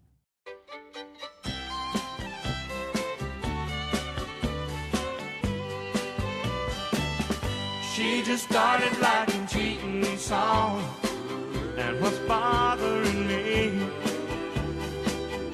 I don't know if it's the cheating she likes or just the melody. I've never had any reason to doubt her. As far as I know, she's been true. But lately she's had a different look in her eye. I wonder if she's seeing somebody new. Hi, it's Randy Tobler here. Pour a big cup of coffee and catch my show every Saturday morning from 6 to 9. Right now, it's back to Mike Ferguson in the morning here on News Talk STL. Do not know that song. It's not necessarily a feel-good song. I was going to say, if this reminds you of a loved one, it's a bad memory. I was going to say, I did not say it had to be a happy song. Right. It just had to be about a loved one, okay? Yeah, exactly. I'm trying to think. Is this a Randy Travis? Who is this? This is John Anderson. Oh, okay. No, She just started liking cheating songs. I hope whoever requested this one, everything's okay. It's cathartic for you, and okay. Hope so. Yeah, well, I'm sure this is the kind of song that will bring back memories, apparently. So. All right, coming up on 6:35 here. All right, a lot of us expected this. The radical pro-abortion constitutional amendment that barely passed in 2024. Well, that results in pretty much anything goes. Mm-hmm. We knew this was going to be the case, and a judge basically confirmed that in Jackson County yesterday. And so Planned Parenthood and some others were suing, as we expected, saying all these regulations that you have regarding abortion, they're now unconstitutional under the Missouri Constitution, and the judge agreed. Now, the judge involved there is known to be a leftist, without a doubt, but I'm not certain that she was wrong in the ruling based on what was passed into the state constitution. Now, don't get me wrong. What was passed in the state constitution is horrific, and we need to get rid of it this coming November. But this is the consequence of passing that horrible state constitutional amendment. Yep. So I'm looking through here at what was ruled on. Now, there were a couple things that actually have been left in place by the ruling, but basically the chemical abortion pill is now, for the first time since 2018, coming back to Missouri. Planned Parenthood is giddy over this. They're going to start dispensing that next week. So here are the regulations and the safety provisions that were declared unconstitutional in the judge's ruling. And yes, like I said, leftist judge, got a very spotty history, stuff we wouldn't like. However, we have the most one of the most radically pro-abortion constitutions in the country in Missouri now. Yes. Like Constitution. Arguably as bad or worse than Illinois'. And so among the things that the judges ruled is that special licensing requirements for abortion providers is now unconstitutional. So if you have to get a special license for pick any specialty, you would have your braiding hair. That's right. Yeah, you got to do that. But I mean, if you're an oncologist, I don't know if you need to be specially licensed or certified to be an oncologist as opposed They opposed usually to board certify in their specialties. Yeah, but any specialty licensing is now unconstitutional. Okay. But this goes to what's in the state constitution, doesn't even limit abortion providing to medical professionals. No. Also, the state's ban on telemedicine for chemical abortion. So basically, what was the rules were before is like if you're going to do the chemical abortion, that you have to be there with a doctor, the same way you would do if you were doing a physical abortion. So that's been ruled unconstitutional, meaning Planned Parenthood can just start handing it out. And I don't know if this means they're going to start mailing it out, but Planned Parenthood is going to be dispensing it like candy now. Okay, I'm confused, and I admittedly have not read the ruling, so bear with me. But the article says one of the few laws upheld by the judge is a requirement that patients meet with a doctor in person before being prescribed medication abortion, right? And also a requirement that only physicians can perform abortions. See, that's what it says in the article, right? So that's why I'm like right. confused because it's a little murky about what the ban on telemedicine is for abortions is for the person to be there when they actually take the chemicals. Okay, yeah, got it. So that there's and then here this has been a wonky but a hot topic. Hospital admitting privileges have been required if a doctor does abortions. Right. That they have to be qualified to have admitting privileges at an area hospital, right. Which is standard for everything else. Yep. And now it's a carve out that, well, if you do abortions, we're going to let you go do wherever. That's the exception. Yeah. There was a law, and I did not know this law. I actually just was talking to Nick Shore yesterday. I should have asked him about this. A requirement for physicians who are prescribing chemical abortions to have a state-approved complication plan, meaning when something goes wrong, because about 1 in 10 at least has complications, you better have a plan for how you're going to treat this person. Well, no, that's struck down.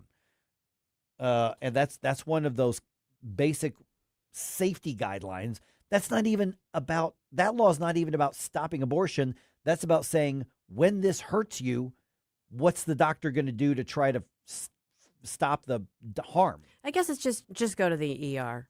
Right. We'll just get your medical care from the people that haven't been treating you, so they can just kind of right. Okay. And then there's chemical abortion providers have to carry insurance covering physicians after they leave employment. I'm going to be really honest. I don't know what that means. So I don't know what that law is all about. I can guess because since I did insurance defense. Yeah. So, someone may make a claim 2 years after the injury happens. Right. If the person has left the practice, are they still covered? Is there still insurance there to cover that claim is what that means. Yeah. So the insurance that was in place at the time wouldn't necessarily cover it. Okay. All right. So it seems like regardless of the requirement, that would be a good idea just from a business perspective. But why? Yeah. Let's just throw it all out. Well, because under the state what voters passed is that essentially there are liability protections if it's abortion that's being done. Mm-hmm. And when the article says that she upheld that only physicians do abortions, that's not the way the Constitution reads. So it's interesting that she upheld that. And now, there is one that does not shock me at all. The requirement that patients be given material by the state, including a pamphlet that reads, "The life of each human being begins at conception. Abortion will terminate the life of a separate, unique, living human being." Well, that's all factually accurate, but there's no way that was going to withstand the judge's muster in this with what we passed right here. And so, like I said, Planned Parenthood is just very, very giddy about this. Attorney General Catherine Hanaway put out a statement very quickly saying that she is going to appeal this. Yeah. So at this point, I think it goes. It'll go to an intermediate appellate court. Yeah. So I don't. What this she's was- in? Okay, yeah, it'll go to the Western District Court Western of Appeals, District, yeah. and then from there it would go to the Missouri Supreme Court. Yeah, because it's going to be appealed either way. But I mean, Susie, this you've got obviously expertise in this in the field of law that I don't. But based on the state constitution that was passed, which was sloppy, shoddy, terribly written, but it's the state constitution. My guess is that these rulings generally are going to probably be upheld. That doesn't mean that's good policy. It doesn't mean it's a good thing. But I'm guessing that the Supreme Court or the appellate court, they're just going to look and say, okay, what's the state constitution say? That's what we have to rule based on.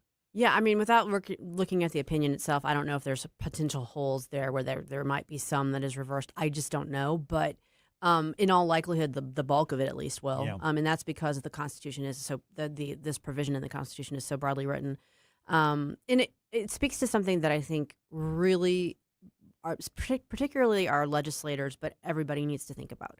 When you are crafting legislation, whether it is a statute or going to be a constitutional amendment, the wording is paramount. Everything. Like every single word, every single jot and tittle, as they like to say, needs to be Every single what? jot and tittle.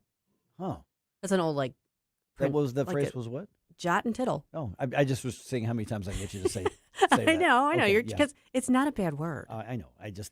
I'm Welcome to Mike's 12-year-old I was brain. going to say 12-year-old Mike just had fun with that. Look it up. It's like an old way of saying, like, dotting your I's and crossing your T's. But it really matters because that's what ends up being construed by the courts when the lawsuits come. And if the provisions aren't, clearly spelled out. So the reason I was saying that is because, when Roe versus Wade was overturned, we became immediately one of the most abortion restrictive states in the country. We were immediately one of the most, if not the most pro-life state in the country for a hot minute. Which was great. Yeah. But there were potentially holes in how that was done, which left us open to a massive swing back the opposite direction.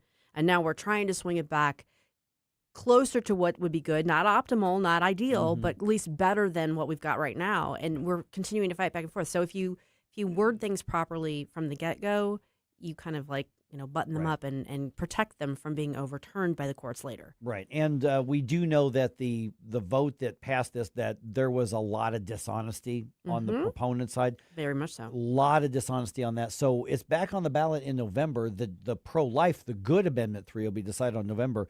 This ruling shows, you can be mad at this leftist judge all you want, but what's in the state constitution is incredibly radical, and it's basically making abortion a special sacrament in the state government that is untouchable for the most part. And so that's why the upcoming Amendment 3 vote is so crucial. Does it completely ban every abortion? No, it does not. There are exceptions in there. It is definitely a pro-life amendment. Now, if you're saying, well, I'm an abolitionist, well, it's probably going to stop 95% of the abortions in the state. So do you let the perfect be the enemy of the good? Yeah, you don't. And matter of fact, Nick Schroer and I were having that conversation just yesterday, hanging out in the studio. And he said that's one of the things that that can drive you nuts in politics is you got to assume people to say it's not good enough unless it's a complete and total utter ban, which voters will not pass. They won't pass. So you can save 95 or 97% of the lives and then still say, okay, how do we go back and save the other 3, 4, 5%? Right. Or we can continue to sacrifice these lives to the altar and the God of Planned Parenthood. So Amendment 3, we cannot be bashful about it. We cannot be shy about it. This is crucial, not just for the life and the lives and death involved, but for the basic fabric of, are we going to have any shred of morality in this state at all as a foundation of who and what we are? Right. Yeah. We have to. Critical. Pass this. Have to. Critical. On a somewhat lighter note. Yes, just a bit. Next Friday, we are going to be celebrating News Talk STL's birthday. That's right, our 5th birthday is coming up, and we want you to help celebrate it with us next Friday, June 26th at Frankie Martin's Garden in Cottleville in St. Charles County. The outdoor party starts at 7 when Jason Nelson and the Retro Nerds take the big stage. A full evening of one of the best 80s tribute bands in St. Louis. We will be under the pavilion up near the stage, so come by and say hi to everybody. Enjoy the evening under the stars with food trucks, great music, and an all-ages fun night. 7 to 10 Friday night, June 26th at Frankie Martin's Garden in Cottleville. FrankieMartinsGarden.com. You can't blame a body for looking when there's a world of people out there. But I hope she's not taking any closer looks. I tell you lately, frankly, I've been scared. News Talk STL. First thing in the morning and pretty much all day. Live and local. 101.9 and 94.1. News Talk STL. Looking for unbelievable deals? Stop by Overstock Outlet in Lake St. Louis or Warrenton. Open 7 days a week. Discover big savings on a huge variety of merchandise with no hassle. Just great prices. Visit us in Lake St. Louis on Highway N or in Warrenton on Boones Lake. Check out our Facebook page at Overstock Outlet Lake St. Louis.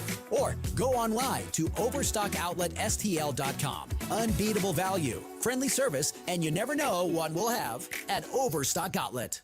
It's a brand new show on News Talk STL. JC's Sunday Showgram. The world pretty much came to a stop this week in 1989 when a little movie called Batman opened. You'll hear my conversation with Kim Basinger. Also, it's back to 2013 with Weird Al Yankovic in the studio. And why did my very first radio gig get cut short after only one show? All brought to you by the Weber Automotive Group. Sunday morning, 7 to 9. Then podcast each Monday on NewsTalkSTL.com.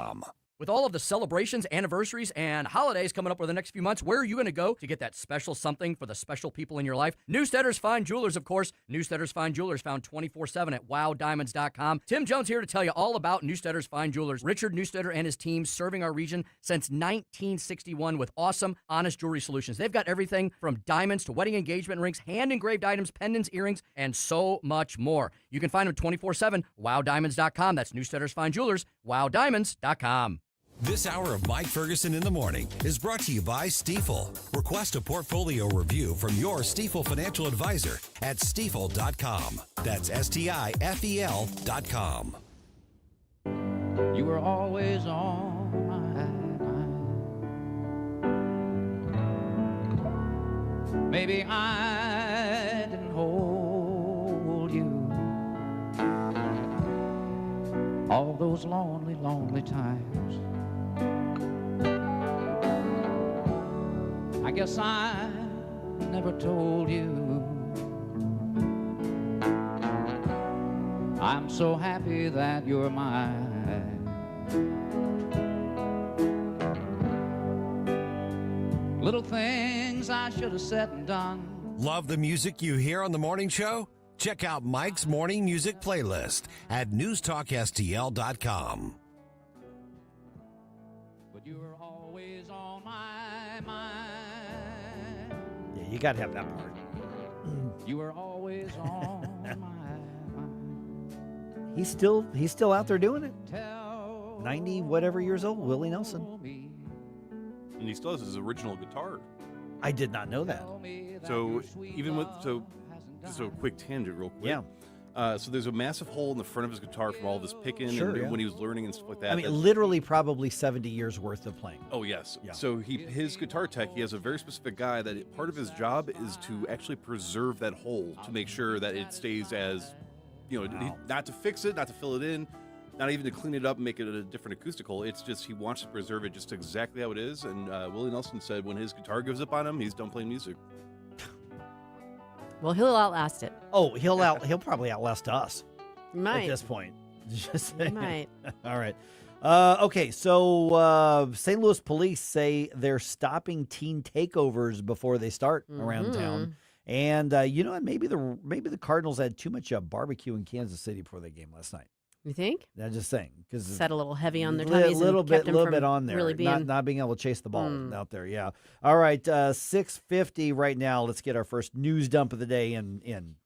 The Morning News Dump, brought to you by Whistle Pig Outdoors. Successful dump. Wake up, America. It all worked out. They got all the news. The morning news dump. I don't want to slight barbecue here in St. Louis. There's a couple really good places. But if you're going to do a barbecue road trip, Kansas City. There's some of the best in the No, that's legit. I would argue maybe the best in the country. I know somebody's going to argue. They had the cattle yards. Yeah. I mean, the stockyards. Oh, the stock. I've been there, yeah. Right. So, I mean, that's legit. I mean, Yeah. I love there's a good St. Louis-Kansas City rivalry, but I will not have any problems fighting them over barbecue. They win barbecue. Yeah, they win barbecue. All right. St. Louis City Police say they have learned of planned teen takeovers, including one at Forest Park this weekend, and they are getting out ahead of it to prevent any problems and dangers. KMOV's Corey Stark has the story with comments from Police Department spokesman Mitch McCoy. Police say they are aware of social media posts calling for a takeover Saturday night at Forest Park. They say they'll have additional officers in the area of the park and will not tolerate unlawful or violent activity. This is now the time for parents to be engaged, guardians to be engaged, and to start having those conversations with their kids on what they are doing. What we know right now is that these events appear to be getting organized on Saturday afternoon into Saturday evening. Parents need to be very mindful. They need to be asking their kids, their teenagers, where are you going Saturday? What are your plans? Watch them like a hawk, right? Because we do know that kids will be kids. Well, this takeover in Forest Park isn't the only one police know about. SLMPD says it is shifting officers' schedules this weekend to help prevent the takeovers before they can begin. And there were apparently 3 that they've caught wind of at least. And here's what you've got now is the police saying, parents be parents. Yes. And if you notice, since they cracked down downtown on the nonsense, including citing some parents, we haven't had as many problems. And that was pretty fast response, result. Right. So this is good. They're being preemptive, letting folks know, you're not going to get away with this. Do not let your kids run wild like a bunch of hooligans. If the police have to tell you to be a parent, you should reevaluate what the job you're doing as a parent.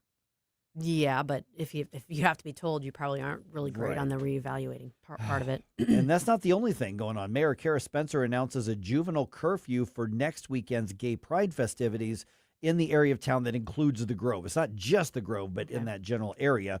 2 people were shot last year when a fight broke out in the early morning hours after the celebrations. This is about avoiding a repeat of previous unfortunate events, not about making it harder to be a teenager in the city. Pride is obviously such a fun and important celebration for our community, and we don't want anyone to avoid joining in the festivities because they don't feel safe. Gotta slip the virtue signaling in there on the public safety thing, of course. It's Pride Month, Mike. Yep. No one 17 or under is going to be allowed to be in that area, including the Grove, between 8 p.m. and 5 a.m. without adult supervision.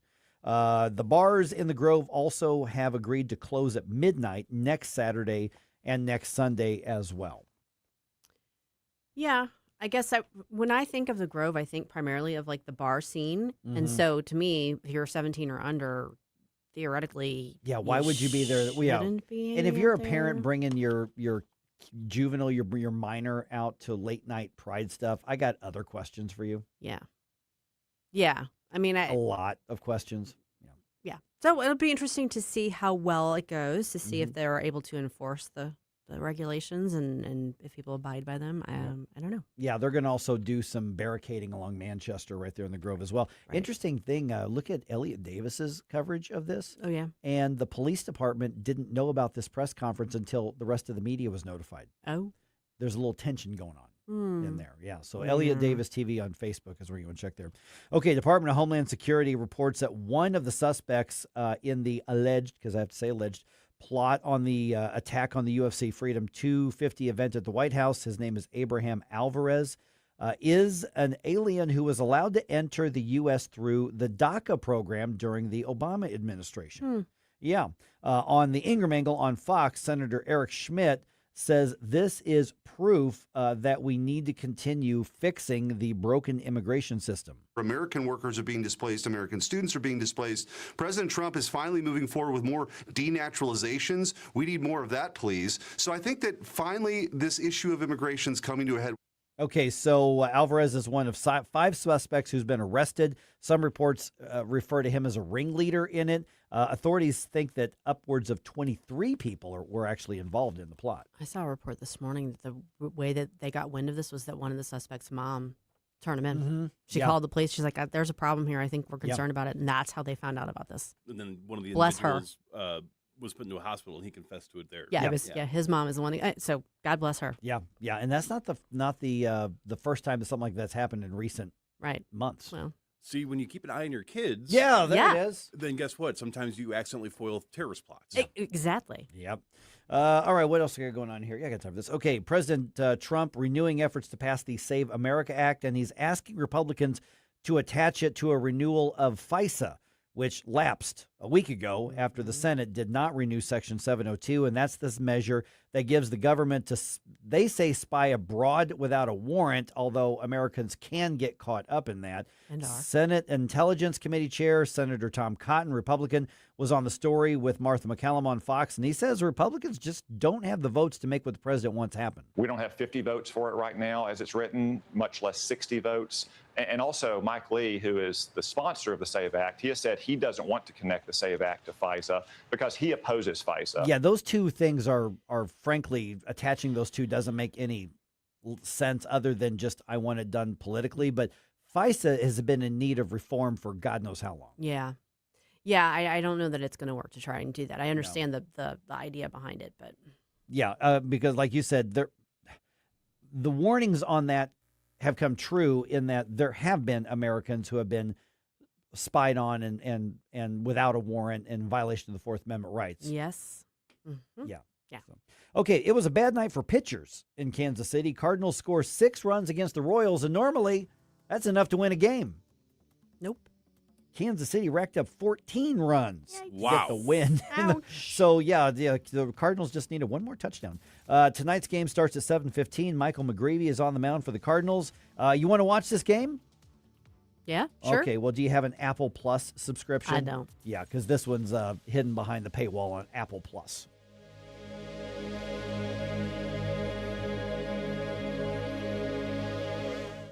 Hey, it's Columbo reminding you that when the fish are biting, gear up with the best at Bluff City Outdoors. They have a huge selection of all the gear you need for your next trip on the water, including great products from all the top brands in the industry like Mega Bass, Mad Cats, Penn, and more. Plus, join us every Saturday at 11 a.m. on the Bluff City Outdoors Show for great conversation and the local fishing report.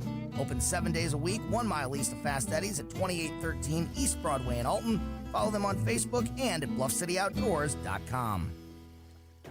Hey, Chris Cooper here, your financial friend with Serenity Wealth Management. Tune in this Sunday for the Serenity Wealth Now show. Father's Day show, we are joined by Caroline and Micah of the Men's Modern General Store in my hometown of Cotterville. We're actually going to be on site this Father's Day, so tune in right here on News Talk STL, 9 a.m., the Serenity Wealth Now show. We'll see you then. Serenity Wealth Now with Chris Cooper, Sunday mornings at 9 on News Talk STL. Investment advice offered through Fortis Capital Advisors, LLC. Tim Jones and Chris Arps in the afternoon. Andrew Krepuschetz, CEO of Red Balloon and the new military hire. Well, it turns out for veterans, many of the skills, knowledge, and abilities that they've achieved while protecting our freedom don't line up with the keywords that corporations are looking for. So it's not actually a skill gap, it's a translation gap. So they are using different words for their skills than the corporations are looking for. Tim Jones and Chris Arps, weekdays at 4 on News Talk STL. KLGY HD3 Clayton, K270BW Bellefonte, KNBS Bowling Green. This is News Talk STL at 1019, 94.1, and always streaming at NewsTalkSTL.com. Breaking news this hour from Town Hall. I'm Rich Thomason. President Vance is not going to Switzerland today after all. His mission to lead nuclear talks with Iran is on hold for now. While an initial agreement halting the war between the U.S. and Iran has been signed by the presidents of both countries, a ceremonial in-person signing had been planned for Friday in Switzerland. And there, a new round of negotiations were to have begun over Tehran's nuclear program. Vice President J.D. Vance to lead the U.S. side. The White House later said Vance, though ready to leave, was postponing his trip, citing difficult logistics. The announcement followed reports that Iran was delaying sending its delegation over Israel's ongoing military campaign in Lebanon against the Hezbollah militant group. Ben Thomas, Washington. And the Israeli military campaign in Lebanon did continue overnight. Israel's military reports hitting multiple Hezbollah targets in the wee hours. While some Republicans, including some of President Trump's allies, are skeptical of the Iran deal, Vice President Vance says the memorandum of understanding is already benefiting Americans. Last night, 12.5 million barrels of oil went through the Strait of Hormuz. That is a high since the beginning of the conflict. Oil prices are down nearly at their level from the pre-war conflict. Gas prices dropped below $4 a gallon today for the first time since the conflict. And importantly, they're going to keep falling further given how low oil prices are. Today's AAA national average for a gallon of regular gas, $3.97. That's down 2 cents from yesterday. Of course, your mileage may vary. New Orleans, among Gulf Coast cities dealing with extensive flooding as what's left of Tropical Storm Arthur moves across the region. Flash flood and high wind warnings are posted across the Gulf Coast. Today is Juneteenth. It is a federal holiday and Wall Street is closed. More on these stories, townhall.com. Did you really think Pure Talk was just going to sit back and watch America turn 250 years old without doing something awesome to celebrate? Of course not. That's why they're raising $250,000 for America's Warrior Partnership by the end of July. America's Warrior Partnership is on the front line of preventing veteran suicide. They've had extraordinary success, and here's how you can help. When you switch your cell phone service to Pure Talk this month, you'll be invited to round up to support America's Warrior Partnership. No pressure, but if you do, Pure Talk will match your donation dollar for dollar. And to further celebrate 250 years of our extraordinary democratic republic, Pure Talk is offering unlimited talk, text, and data for just $34.99 a month. Dial pound 250, say Mike Rowe. That's pound 250, say Mike Rowe. And happy birthday. From the NewsTalkSTL Weather Center. Meteorologist Shan Scotch with your first alert forecast. We're going to be tracking a beautiful Friday. Temperatures into the lower 80s, mostly sunny skies. Dew points into the 50s, so not much humidity. Saturday, partly sunny, high of 85 degrees. Into Sunday, we've issued a first alert weather day, as we're going to be seeing the potential for some showers and storms, some of which could become strong to severe. We'll be tracking 2 rounds, one during the morning round, and during the secondary round, we're going to be looking towards the afternoon, evening hours. From the First Alert 4 Weather Center, I'm meteorologist Shan Scotch. This hour of NewsTalk STL brought to you by Window World of St. Louis. For replacement windows, doors, and siding, call 800-GET-WINDOWS. That's 800-GET-WINDOWS. Tim Jones here to introduce you to your new favorite roofing company, Corel Roofing. There were 4 major storms last year. Did your roof take a hit? Do you even know? Most homeowner insurance policies require claims to be filed within 1 year, so time's running out for a closer look. At Corel Roofing Company, you get a local roofing specialist who will advocate for you every step of the way. Give yourself peace of mind. Schedule your roof inspection today with Corel Roofing at CorelRoofingCo.com. That's CorelRoofingCo.com. Are you tired of hard chlorinated water drying your skin out, tasting bad, and ruining your fixtures? Jones Air and Water Treatment has a solution to this pollution. Our Hydratech H2O leaves you with great tasting, soft water at all fixtures in your home with 1 unit. Call Jones Air and Water at 636-899-1040 or visit us on the web at joneswater.com. You can be a filter or buy a filter. Jones Air and Water, 636-899-1040 or joneswater.com on the web. Call us now. Mike Ferguson. What is that private pile? Sir, jelly donut, sir. A jelly donut? Susie Moore. Mama don't like tattletales. Get up, St. Louis. So it's time to get out of bed. Pour yourself the greatest cup of Kofifi the world has ever seen. Rise up with one voice. Drain the swamp and take back our country. Today's the day we're going to do it, and it's time to do it right now, believe me. Mike Ferguson in the morning on News Talk STL. Amendment 4. Yes. Here in Missouri. Obviously getting a lot of attention along with the other things that are going to be on the ballot, as they should. But it's getting a lot of attention after we've had some special interest groups literally write their own rules into our state constitution over the last decade. At some point they figured out, hey, for about the same amount of money and effort, we can put this in the Constitution instead of just a referendum on the law. And boy, there's been a lot of special interests who have decided to do that and bypass the legislature and say, well, we'll set the rules. You need to react to us. And there's a bunch of different ones on that. So there is an element of the debate that we really haven't dug into just yet. Could Amendment 4 also be a factor in shoring up parts of our economy, particularly when it comes to jobs and job creation and businesses? We're now joined by Jared Hankison. He is with the Missouri Chamber of Commerce. Jared, welcome to the show. I think it's the first time you've been on here. It was interesting when I was looking at your all's write-up, your press release on this. Missouri Chamber of Commerce on board with Amendment 4. You're encouraging people to pass it. And there's a lot of things I think everybody agrees on as far as election integrity and things like that. But you were actually looking at this from at least partially a job creators and I guess a regulatory stability environment. What is it from the commerce and economy perspective that has your attention regarding Amendment 4?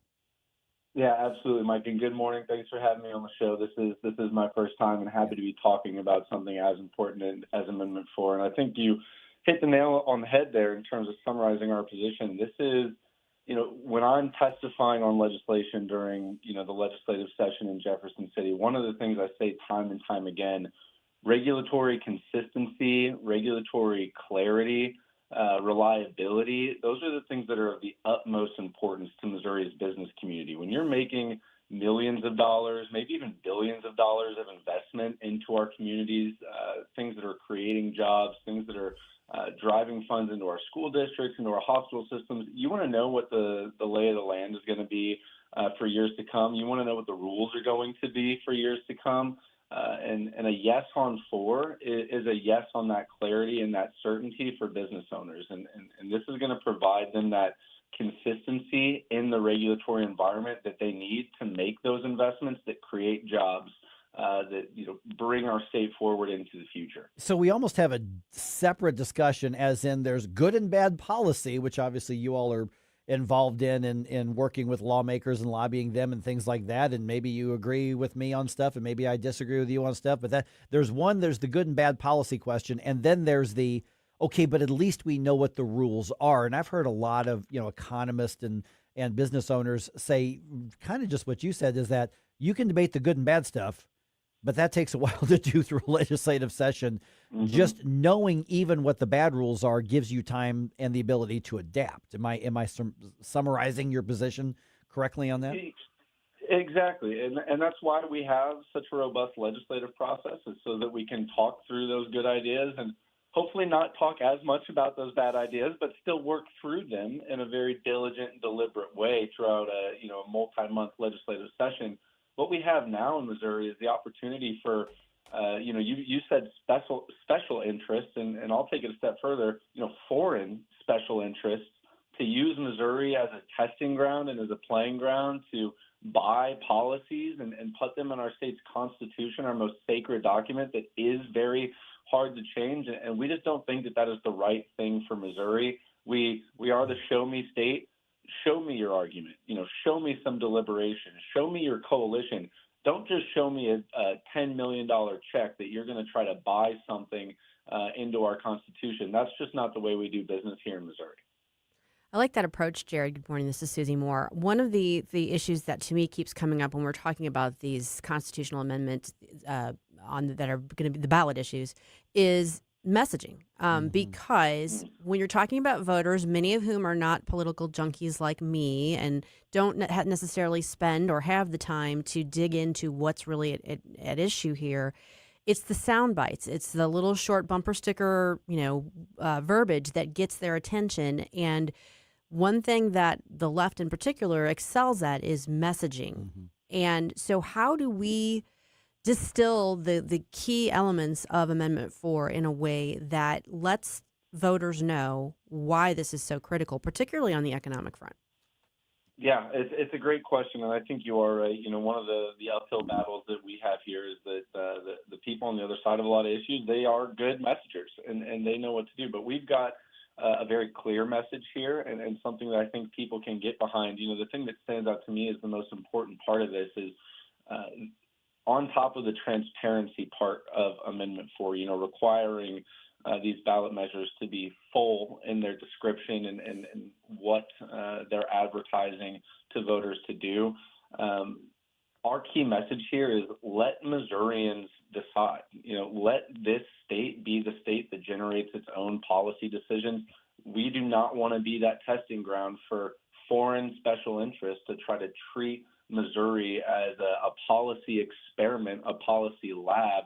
We want Missourians to, duly elect their officials to represent them in Jefferson City, and that's where we think policy decisions should be made. The message here is that Missouri's Constitution is not for sale, and foreign money has no business rewriting Missouri law. And I think that that's something that all Missourians would agree with, whether they're the Missourians that are in the urban cores of St. Louis and Kansas City, or whether they're the rural folks out in Bolivar and north of Highway 36. I think that's something that everyone can agree with. We are visiting with Jared Hankison. He is the Vice President of Government Affairs for the Missouri Chamber of Commerce. Okay, with speaking of the message, let me follow up to what Susie just said. I've seen the ads, and it's probably very effective, and it's very simple. And the other side is saying Amendment 4 would eliminate majority rule in Missouri, and it's basically democracy, democracy, democracy. So to me, the bar that we're raising this to isn't even that big of a bar,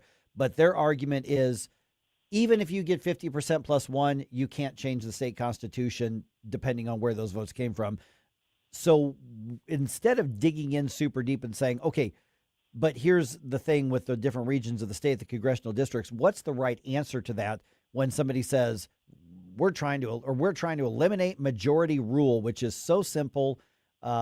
It's probably effective, even if it is completely vapid in its argument, but sometimes voters respond to vapid things. They do indeed, and I've seen it many times myself. And, again, it's our responsibility to just make sure that we're doing more messaging and better messaging, and that's one of the things that the Missouri Chamber is so excited about being a part of the Protect Election Integrity Coalition. But the truth is that that's just not true. What we're doing with Amendment 4, we're maintaining the majority threshold. The 50% plus one requirement is not being eliminated. That is just incorrect to say. What we're doing is we're adding additional layers. We're not eliminating anything. We're adding additional layers of scrutiny to make sure that on top of that 50% plus one, that all 8 of our congressional districts are having an opportunity to have their voices heard. I think going out here and saying we're eliminating, democracy or eliminating the voters' voices is wholly untrue. If anything, we're giving more power to the voters all across the state of Missouri, making sure that if we're going to change our Constitution, it's held to the highest degree of scrutiny, and every Missourian has the opportunity to have their voice heard when considering doing something like that. Yeah, I think that's so key, is emphasizing every Missourian, because I think what ends up happening is you end up with the geographical factions. Mm-hmm. And so St. Louisans may say, well, I don't want that people in outstate Missouri to be able to govern what I do, and vice versa. We definitely run into that. What do you think the answer is to those who look at it and say, okay, well, this is just really corporate special interests that are pushing for this. This is there's some sort of, I don't know, greed or profit motive here on the part of the corporate world, and this is advancing their interests, but how is this helping just the regular voter? Yeah, I really appreciate you asking that question, because I think that is something that is very commonly misconstrued. You've heard me talk about, foreign special interests and the money that's been dumped into Missouri. And I think a lot of the times people just conflate money with corporate, which, fair, totally understand. But look at what's happened in the state of Missouri over the past few years. One of the things I worked very closely on was the Prop A minimum wage paid sick leave fight. That was not corporations in Missouri pouring their money into that. That was foreign special interests, foreign billionaires spending their money to try to rewrite policy here in Missouri. And there's dozens of other examples just like that, where it's not the Missourians, the Missouri corporations, the Missouri small businesses that are putting their money into things like this. It is foreign entities that want to try to pay to play and buy our rules. And I would really encourage people to go and look back at the history of some of these ballot measures and who the primary funders of these things have been, it is not your Missouri businesses that are taking the lead on this. It's those foreign special interests that want to undermine the integrity of our government. Okay, we just got a minute or so left, Jared, and I want to quickly point out that this does not change the referendum process for statutes. You know, if you want to challenge a law or strike down a law or write a new law, as silly as it may be or as good it may be, this doesn't change a thing for that. This is only dealing with the state constitution. So talk for a second about the messaging of, yeah, for something that important, there should be a little more of a consensus than just 50% plus one of whoever happens to show up that particular day. Yeah, it's a very important thing to flag, Mike, and I'm glad you said it. You know, we're maintaining the status quo on some of those referendums, but when it comes to what is truly our most sacred document, our shining star in the state of Missouri and in Jefferson City for who are we as Missourians? What do we stand for? What do we believe in? That document should have the highest threshold imaginable to be changed. It's not something that should be, you know, with the winds of change. There should be a very high standard. And I'll leave you with this. Look at the United States Constitution. Look at the state of Missouri's Constitution. We are significantly longer than the U.S. Constitution. And I think that that's problematic. We have things like bingo in our Constitution. We have laws related to marijuana in our Constitution. And I don't necessarily think that that's the place for those. I think a lot of Missourians would agree with that. So let's make sure that we hold the integrity of our Shining Star document and that we make sure that things have a high degree of scrutiny before they're ever considered to be placed in there. And we don't have a single thing in our state constitution as to whether it's Missouri or Missouri. Well, that needs to change. We do not, but maybe that's one that you can push for. We can talk about that later. That's right. All right, Jared Hankison from the Missouri Chamber of Commerce. The website, there's a particular a website just for this, the protectelectionintegrity.com. Is that also on social media as well? Yep, protectelectionintegrity.com. The website is great. Social media is great. You can also reach out to the Missouri Chamber, and we can hook you up with resources to learn more. Thanks, Jared. Appreciate it.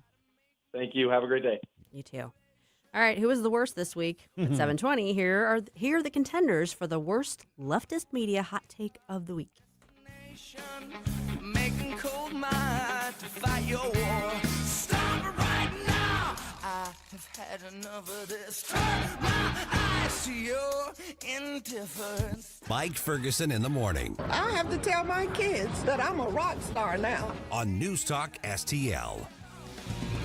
Get up, can't you hear the alarm? On the next Larry Connors USA.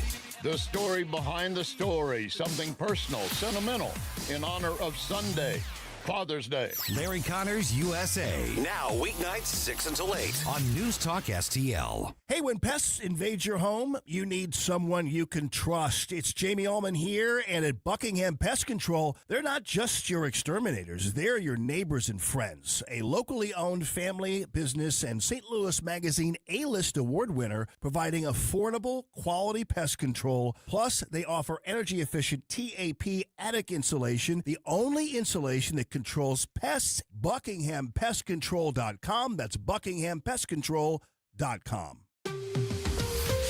Let's get real.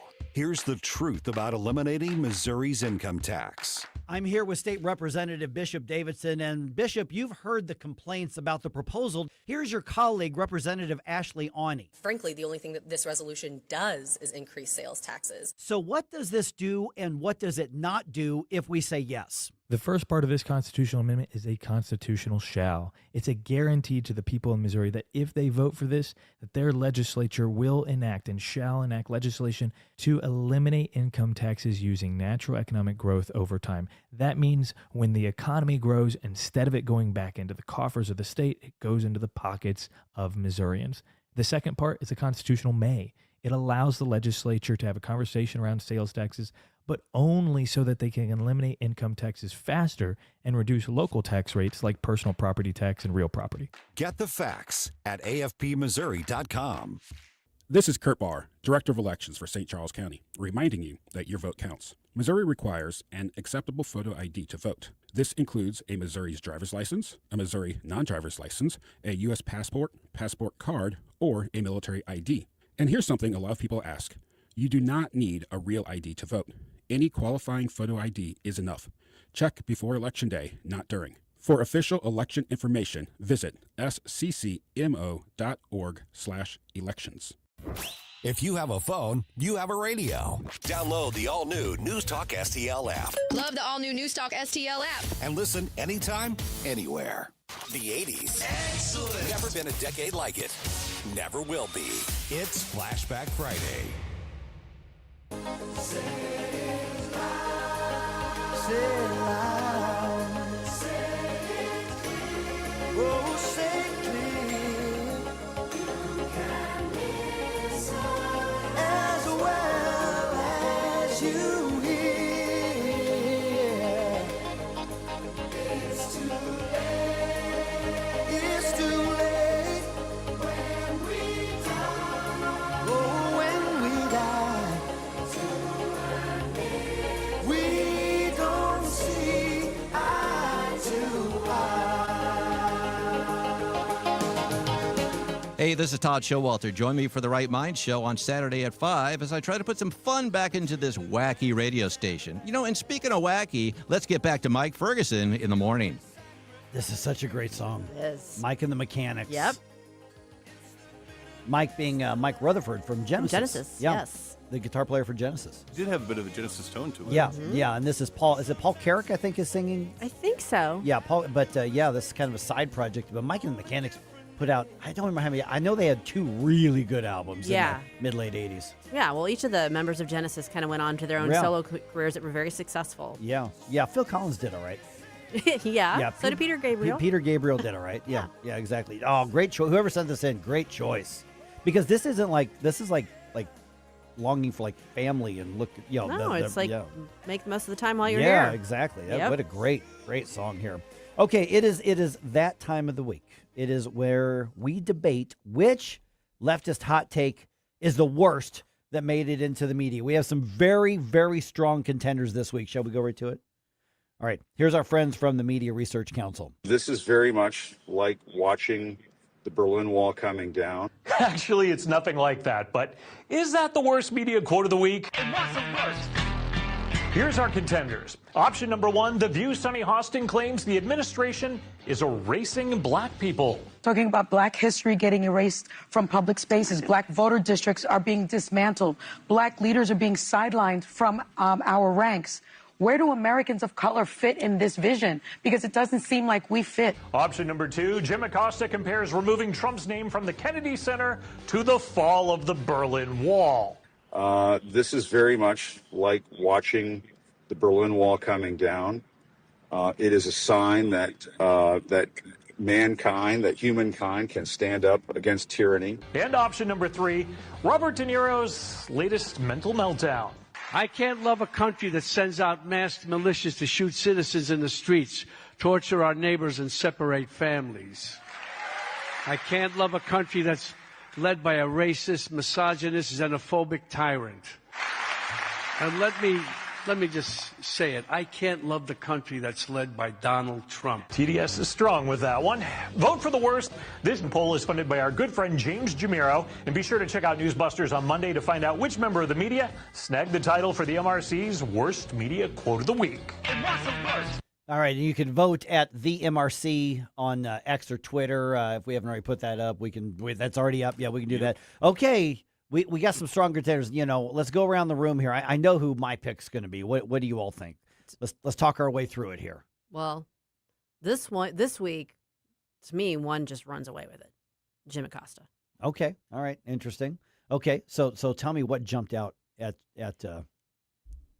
Comparing a change of signage on a building pursuant to a court order to the fall of the freaking Berlin Wall. Yeah. I mean, I don't even know how your brain puts those concepts together. Maybe he's been drinking too much of the algae from the water in the fountain and the reflecting pool. That is just beyond. It's not just ignorant, it's ridiculously ignorant. So and runs away. To be fair, Acosta did not drink the algae green water from the reflecting pool because the Scottish soccer fans had already emptied it out. They took care of that already. Yeah. Maybe he needed to then. Maybe I don't that know. was But it. yeah, that one to me Sonny's just being dumb. Yeah, I see. De Niro's just being dumb. Acosta's being like weapons grade dumb. I kind of ruled out Sonny Hostin for the worst this week just because that was so on brand for her. And I'm like, you know what? I've gotten kind of immune to that level of her stupidity. Right. I'm like, okay, so I ruled her out. What do you think, Jerome? Who jumps out at you? I'm torn right now because I agree entirely with the sentiment of the significance of the Berlin Wall falling and what that meant for the trajectory of the world at that point compared to removing a name from this building. But I do think Robert De Niro is probably where I'm at. I mean, he starts off by saying that he can't love a country led by a racist, misogynist, xenophobic tyrant. So immediately I'm like, okay, I don't like Iran very much either. But then to sit there and then say, I especially can't love one ruled by Donald Trump. So your contingency of your love and support for your neighbors, your community, the country that made you wealthy, rich, famous, successful, none of that matters to you because President Trump is in the White House. You don't like the president. And that is just... It's unbelievable that's how selfish and narcissistic and dumb you are. Yeah. Okay, so I ruled out Sonny Hostin for my choice of the worst this week. Acosta, you see, with Acosta, I mean, first of all, I thought it was kind of silly that Trump demanded his name be put on the Kennedy Center. Yeah, whatever you think about that. But yeah, to say that was the Berlin Wall equivalent is just, I mean, that is looking for way. And when he was doing this into his iPhone, he had this like look on his face. He was trying to like, I am part of history right now. I am the first draft of history. I was like, no, it's a theater. It's the performing arts thing. You're not the first draft. It's a sign. It's like literally blocks glued to the wall, or probably screwed in. But how many people were shot by guards to prevent the name being removed from the building? Well, according to De Niro, a lot of them. Yes, yeah, precisely. So, 'cause, I mean, lots of people were murdered trying to cross between the Berlin Walls, but I guess removing a name was also that dangerous. Yeah, so I'm actually going to vote for De Niro as well. I think for a lot of the same reasons that Jerome did. Because listen, we've had presidents that I don't like. It doesn't change my opinion of the country. It may think that it may make me think that there's a lot of voters who don't get it or being dumb or mean or something. But that's different than saying you love your country. Matter of fact, you all wrote about a recent poll that came out, RedState.com, among CNN and some others, that showed a massive divide. It was a question basically coming up for the 250th anniversary of the country, birthday of the country. And somebody, I think it was YouGov, that asked the question, are you extremely proud to be an American? And the differences between the right and the left were remarkable. They're stark. Yeah. It looks like our chat actually, they say Sonny Hostin. Sonny Hostin. Well, see, she's never a bad choice for this. So she's kind of like the bingo, the middle free square. Yeah, okay. She obviously is. Because of apparently, in their words, she's very much into the race baiting, and she's stoking fear and resentment and division. Yeah. And that's probably real world effect is worse than what it was said by the others. See, here's the thing with these three candidates: there are no wrong answers. There are no wrong votes. But mine's right. Just righter than the rest of us. Correct. Right. But the polling that was done was remarkable because even CNN was reporting on this. And it was, where is it? I don't know. You threw it at me. Yeah, that one Do you right need there. it back? Yeah, well, here, go ahead and read because I had it with me and now I can't find it. I shall read the paper that Mike gave to me by mistake. Yes. CNN stunned as bombshell poll reveals that Democrats hate America. Take it away, Mike. Okay, so according to, and this was from Town Hall, 27% of Democrats say they'll fly the American flag on July 4th, 64% of Republicans. Now, read into that what you want, but here's the other big numbers. When Democrats were surveyed about whether they are extremely proud to be an American, only 29% of Democrats said yes, 90% of Republicans said yes. 24% of Democrats, so less than 1 in 4 Democrats, want to celebrate America as a priority on July 4th. 2/3 of Republicans want to do that as well. So that's a crazy differences just to show you how insanely tribal and ideological and virtue signaling we've become. Yeah, and if you're going to be on one side of that particular issue or the other, which side would you rather be on? Like, I mean, I know that maybe it's kind of circular reasoning, but Like, if your choice is love your country or hate your country to show what your tribe is, I'm going with love your country. What the heck, people? Yeah. That doesn't say you can't be disappointed or angry at what's going on, or Always always work want to to make it improve better. Yeah, but my goodness. If you hate your own house that much, just Move. move. Yeah. That's right. If you hate your neighbors that much, go move. I mean, it's that simple. Go emigrate to all those other countries that welcome, foreigners with open arms and don't have any hoops you have to jump through. We'll let you out. Yeah. I'm just saying, if you want to go, you don't There's have the to door. stay. You can leave. Yeah, it's true. And we especially don't want people like that coming to celebrate our birthday of the station with us at Martin's Garden, featuring the one, the only Retro Nerds, a fantastic performance of 80s themed tribute band. I've got to see them. I think they also played for the first birthday as well. Yeah, they did. Yes, They were at our first birthday party. So fantastic music will be provided. It's an all ages party that goes from 7 p.m. to 10 p.m. on the outside stage. It's free. Just come by, say hi, listen to some good music, bring some money for the food trucks. It is a free event, but if you run into me, I might see if you heard me say that or not already. He'll try to trick you into paying a cover. Yes. Don't believe him. Don't believe him. I will be terrifying everybody I come across. But stop by the NewsTalkSTL Pavilion near the stage and come and have a good time. Again, that is June 26th from 7 to 10 p.m. at Martin's Garden.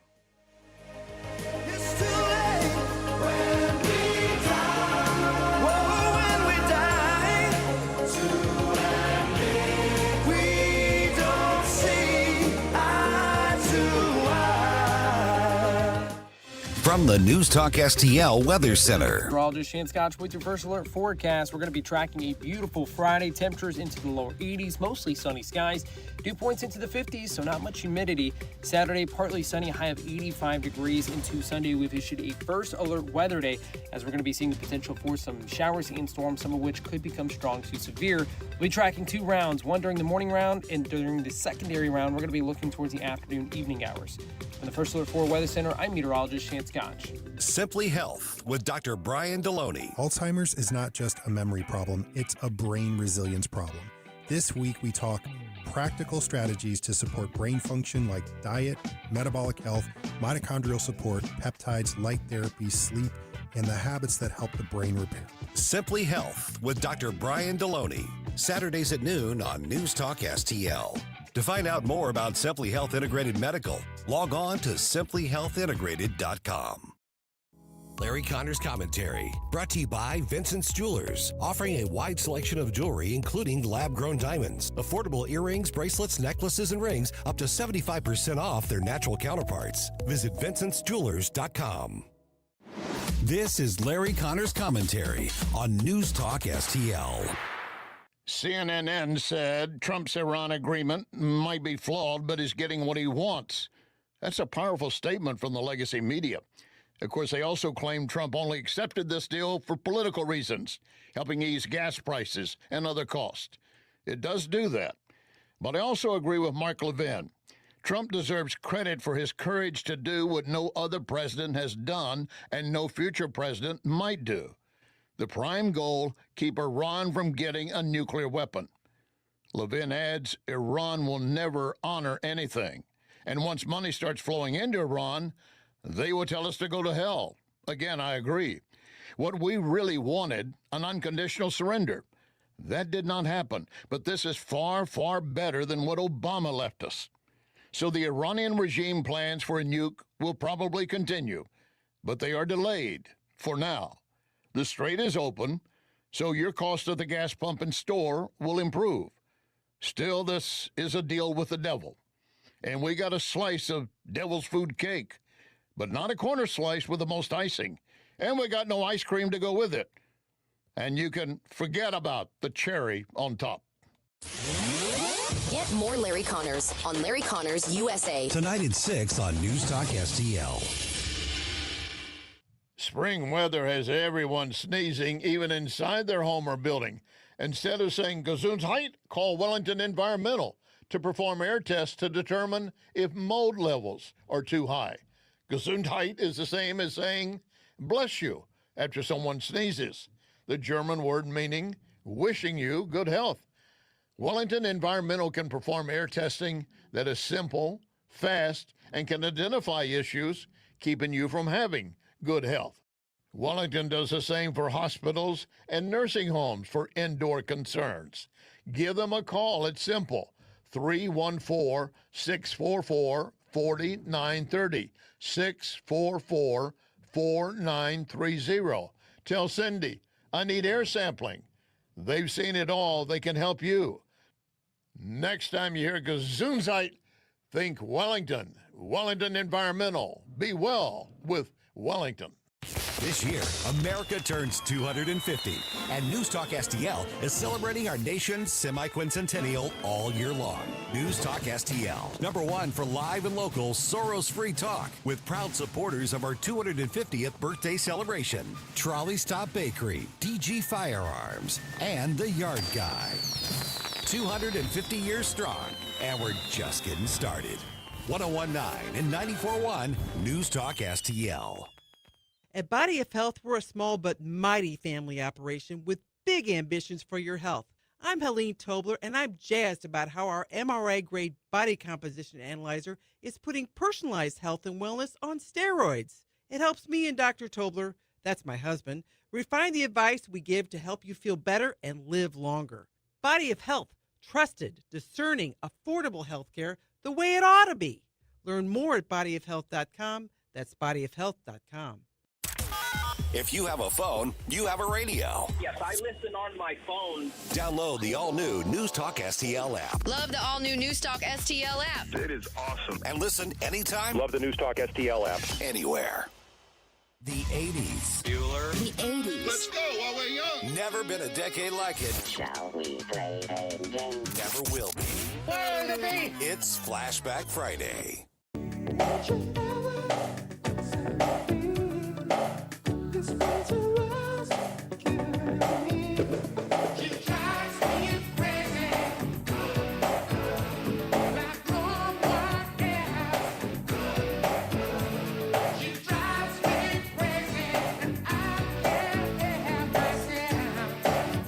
Let's get back to all this madcap mayhem with Mike Ferguson in the morning. But don't forget, stick around for Jones and Arps every Monday through Friday, 4 to 6 p.m.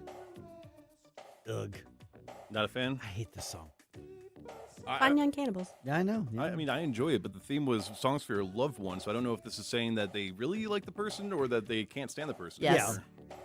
Could be either. Could be both. Right. I mean, I get it. But anyway, so, yeah. And the video for this is so weird. It is kind of weird. The 80s. It was, but this one was very odd. Yeah. I don't know. There's something about the Finding Cannibals I just never like got into. But it was a huge song. It's popular. I was gonna say this was a big song. Big. I didn't love it. I didn't hate it. It was just pleasant. But it means fine. something to somebody. It does. And I do appreciate that. Yes. No, I don't have to like all the things. But yeah, that's an 80s. That's definitely an 80s. Yeah, this isn't songs Mike likes. No. Goodness, no. No, not in the least bit. All right. Okay, so it is 7:38 right now.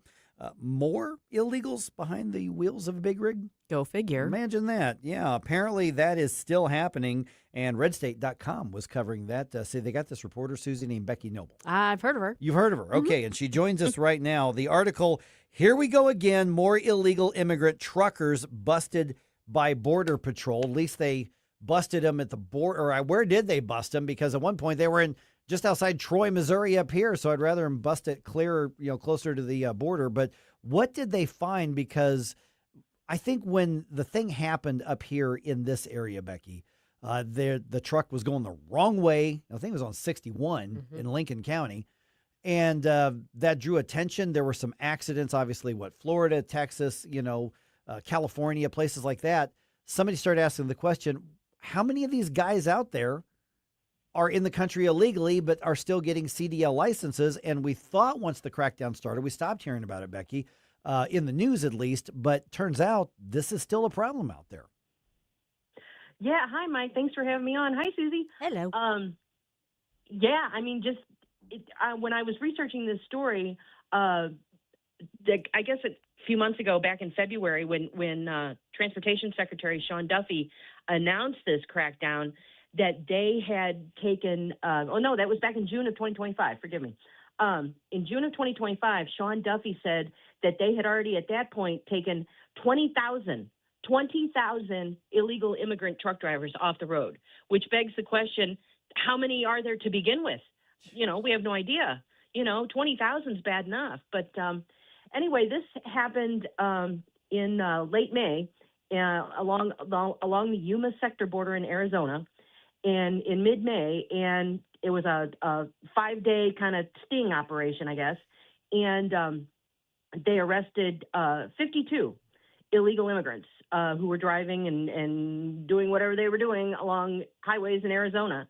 And of those 52, 36 of them, so do the math there, 36 were driving commercial vehicles with commercial driver's license, and they were issued by all of the usual suspects: California, New York, Washington State, Virginia. And 3 of them had no driver's license to speak of. But they were driving an 18,000-pound missile along the highway. Yeah. And so they've gotten a few more, and I think little by little, I think we're chipping away at it. And they were from what I said in my piece. It was like it's a small world.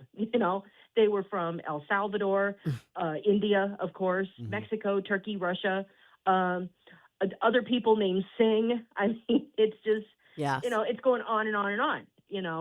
But thankfully, we have an administration now and a transportation secretary and people who are working for him and also for President Trump that are digging into this, and so that hopefully, as there are still a lot of these people on the road who are threatening the lives. If they're on the road, they're threatening the lives of Americans, and hopefully, little by little, we're chipping away at it and getting them off the road. By the way, the mathing on that, 36 out of 52 is over 70%.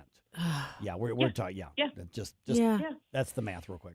It's crazy. I mean, Becky, I actually had to drive down to the Fulton area yesterday and back. So of course I was on Highway 70, and construction notwithstanding. I mean, of course there was like countless tractor trailers traveling Highway 70, and all I could think about the entire time was, okay, is the person? I mean, I've always kind of had this naive trust that the people that are actually licensed to drive those vehicles know what they're doing. They're professional drivers. They're competent. And I've relied on that. Not that I'm not going to be vigilant myself, but you hope and assume the people that are driving those, as you said, 18,000-pound missiles know what they're doing and are qualified to be doing so. And now I put no faith in that whatsoever. Yeah. Oh, I think about it every time, and I've probably scared the heck out of our readers and listeners when I come on the air and talk about it. I scare myself every time I get on the interstate. I think about it, and it's gotten to the point. Last fall, my husband and my brother and I drove to Fayetteville, Arkansas, for a family wedding, and they both said, "Oh, you drive." And I said, "All right, I'll drive." I said, "But if I'm going to drive, it's your guys' job to look out for illegal immigrant truckers." I mean, it's to that point, where I'm joking around about it, but it's deadly. It's literally deadly serious. Now, does it look like this type of sting operation, Becky, we're visiting with Becky Noble from RedState.com, could at some point be a deterrent? I mean, we've had the big stories that pop up that everybody gets outraged over, but this sends a message to whether it's the states that are issuing the CDLs or the companies that are hiring these guys. And I say guys, it's pretty much all guys. I mean, there's for the most part, yeah. Yeah. And so is there a deterrent effect that we can hope for or know of yet at this point? And then I want to ask you about the gay utility companies. Well, yeah. I know that Sean Duffy had threatened Governor Hairgel out there in California, Gavin Newsom, with withholding a lot of federal money. I also believe not too long ago that he was also going to threaten New York Governor Kathy Hochul with the same thing. He was going to threaten to take away millions of dollars in highway money for the state. So there's that deterrent. I know that they're also cracking down on a lot of these fly-by-night trucking schools that are also run by some dubious characters who we don't know what their status in the country may be. So as far as deterrence, yeah, I think when they're threatening the governors to take away federal money, that may be a bit of it. But you know what? Yeah, I think they're if the governor is kind of scoffing at that, and in the end, Gavin Newsom, I think, did cave, and they are cracking down a little bit more in California now, and they're reviewing driver's licenses, all driver's licenses, and things like that. But yeah, I think if the governor is going to be like, whatever, there's got to be there has to be a deterrent that gets closer down to the ground. You know what I mean? That gets closer to the problem than just the governor and in Sacramento or Jeff City or wherever it might be. All right, we just got a couple minutes left here, Susie, on this, but I got to ask about this Go ahead, article go for that it. she just Go for she it. wrote about this. I edited it, so you my go for goodness, it's if you. Speaking of California, The world's Becky. best editor. Oh my goodness! Thank you. So the article is: if you want a utilities contract in California, be prepared to prove how gay you are. Now, I will point out that was not the Babylon Bee. This is RedState.com on this. Just to point out. So you've got to show how fabulous you are to get certain contracts in California. Well, every time I read a story about California, I think about our coworkers who live there and how brave they are and how they're fighting for the place that they love, their home. But yeah, and it's kind of a only in California story. So they have some privately owned public utility companies there, and they're regulated by something called the California Public Utilities Commission. Well, the California Public Utilities Commission has something called supplier diversity benefits. Anytime the word diversity is in something now, that kind of, I raise an eyebrow. But so basically what you have to do, if you are a gay or transgender person who happens to own one of these privately owned utility companies, if you want to be in on any of these supplier diversity benefits, well, you basically have to prove how gay you are. What does that entail? Well, I was about to ask. I'm afraid of the answer, but yeah. You can't just, have your friends tell people, yeah, he's or she is gay or transgender or whatever. I mean, do you just show them your collection of Cher songs and Bette Midler music? I mean, what is it? I was going to say Barry Manilow. Yeah. It's like, I know. So, how gay are you? I love the birdcage. What's yeah. There's several ways that you can do this. It's California. You got lots of options. So you can have a letter from a physician or therapist if you happen to be a transgender person that confirms your transgenderness. So the dress in the 5 o'clock shadow wouldn't do that? Apparently that's not enough. Okay. So you can also have some sort of evidence of discriminatory action if you've been discriminated against because you are gay and or transgender. And that action can be in the form of a human resources report, a police report, or court records. And the best part is if you don't have any of those, you can still, if you have any evidence, you and your significant other, who it must be a same-sex significant other, you can show evidence that you have, quote, completed or attempted parenting and family building efforts. And that can be in the form of in vitro fertilization efforts, a surrogate mother, adoption records, anything of that nature. And I included here a tweet from the original story, which was in the City Journal. And they actually have an entire checklist of things that you have to check off in order to be considered for this supplier diversity program benefits. It's crazy. Wow. Yeah. I mean, you would think a guy could just walk in and go, look, I'm wearing capris. What more do you want? Exactly. Apparently it's not enough for Corporal Klinger to walk in and say, hey, can I get in on, he was the trendsetter, but apparently that's not enough. No, it's not. All right. RedState.com to follow Becky's and everybody else's work. Thanks so much, Becky. Appreciate it. Thank you so much, Mike. Thanks, Susie. Thanks, I Becky. mean, maybe they complained about the binary of the male and the female parts of the extension cord. Maybe. Could very well be. Well, in other news, abortion providers get a free pass for almost everything after a judge's decision in Missouri. We've got the update on that in the news dump coming up.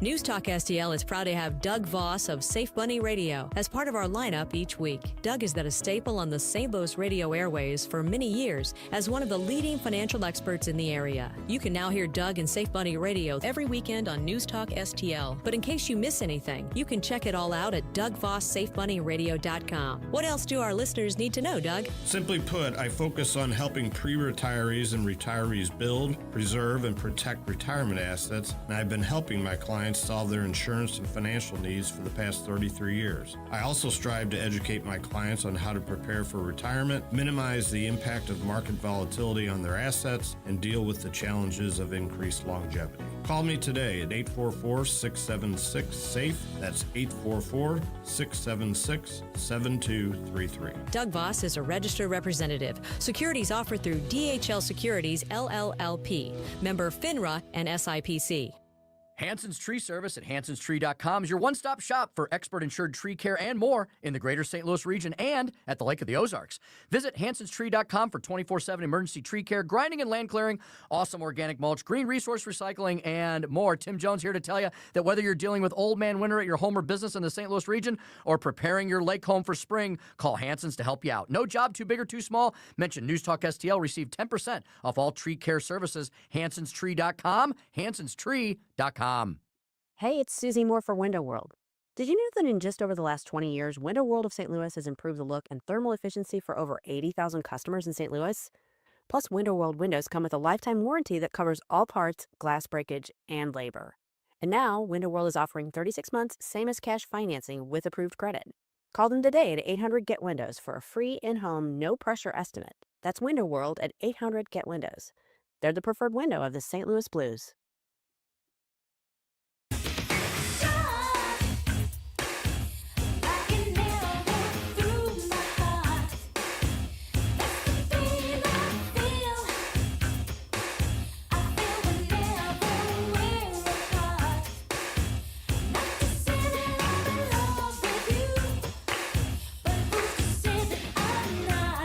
The Mike Ferguson Show is one of my favorite programs. In addition to Larry Connor's USA, catch my program at 6. Now, back to Mike. 6 or 7 on the Susie dance scale there. What's it going to take to see what a 10 looks like? I don't know. We'll know it when it's just organic. We'll know gonna it. happen. We'll You'll know it when when you we see it. It's Exactly. true. I got to tell you what. Actually, of the '80s, Janet Jackson actually has one of my favorite songs from the '80s when she went full on rock for one song, which was Black Cat. Yeah. Awesome song. Actually, I like Janet. I like Janet Jackson. You know, It's not the like. I'm not a poppy, dancey music kind of person, but if I had to listen to like that, I'd pick Janet Jackson. Yep. Yeah, she was cool. All right, we've got a news dump here in just a second, but Susie's like, you got to hear what just happened. Yeah. So Susie has this ongoing love-hate relationship with her ChatGPT. I'm trying to get her to name it, but she won't do that. Nope. But what happened? Because I don't know what the story is, but you were like, you got to hear this. You got to hear this. Really try to make this very quick. So I went to retrieve my old car from my daughter because she's got a new car now, so I've got to bring mine home. It's old. It has a lot wrong with it. On the way home, several of the warning lights came on. Yeah. I knew I could get home, but before I take it in to get it looked at, I was like, hey, I'll just show a picture of the warning lights to ChatGPT, say, hey, it's a 2017 Rogue. What do you think this is? And so we had a little exchange. And one of the things it was remarking on was the fact that there's like 220,000 miles on this car, which they said, you've gotten good use out of the car. And I mentioned that my daughter is a farm girl and she's hard on cars. I said, she's a farm girl and hard on cars. So in the process of it, this was Chat's response. I had to laugh at this. Wait a minute. ChatGPT said that? Oh, that's not even it. Wait till I tell you the next thing it says. I had to laugh at this. I grew up around enough rural folks to know that hard on cars can mean anything from occasionally forgets an oil change to uses a compact SUV as if it were a side-by-side. Smiley face. Wow. That's creepy AF. I grew up. Your artificial intelligence, you grew up? Wow. I've been trying to tell you, it's not artificial intelligence. They're paying people to work at these centers and pretend to be robots. Yeah. So here's the best part about it, and I won't go into this, but I took it to Google AI and said, what would an AI say I grew up around? And it had the whole explanation for me. What was what's the cliff Basically, notes? It's programmed to become conversational and to mirror your conversational tone. So my chats back to me kind of like my alter ego at this point. It does. Oh, okay, forget the new stuff. All right, hold on here. Okay. Yeah. This explains why there are AI programs of people like, I don't have a friend, I want a friend. And so they're creating this sort of thing. Completely. And somebody was trying to come up with apps like the AI can be your therapist and counselor and sort of stuff. I guarantee you there's millions of people using it like this. There are like AI boyfriends and girlfriends out there now. Yes. When you hear the stories about people that either start dating an AI, or in cases where people have been convinced by AI to kill themselves, it's because you are conditioning it, and it's learning how to interact with you on your own terms. So it's mirroring back to you what you're telling it. And that you can develop parasocial relationships like that. 100%, which I'm fully aware of. So that's why as soon as I saw that, I'm like flagging it. Oh my gosh. I appreciate there's so much about this that I do appreciate, the technology and the availability of it. It's helpful. The diagnosis of the car situation was actually very helpful. But it's when I grew up. First of all, I had to laugh. Yeah, no, you didn't. Did you? Did you really laugh? Wow. And did you grow up around rural folks? Really? But then it makes the joke too. Which actually was a joke that somebody would make. It's got good jokes. Yeah. So I'm going to take credit for that since it is mirroring me.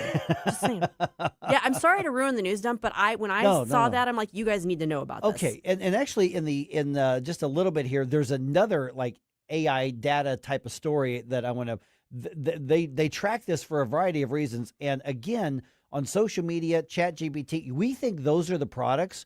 No, those are the venue. We are the products. Yes. There was a very intricate and wide-scale study that showed that your algorithm can figure out what you're thinking or how you're feeling. It knows more about you than when they compared it to people that had been in your life, close friends for 10 or more years, including relatives and spouses. Oh, yeah. I haven't even scratched the surface with what this reflects back to me. Like, this thing, knows everything. And Susie will tell it off.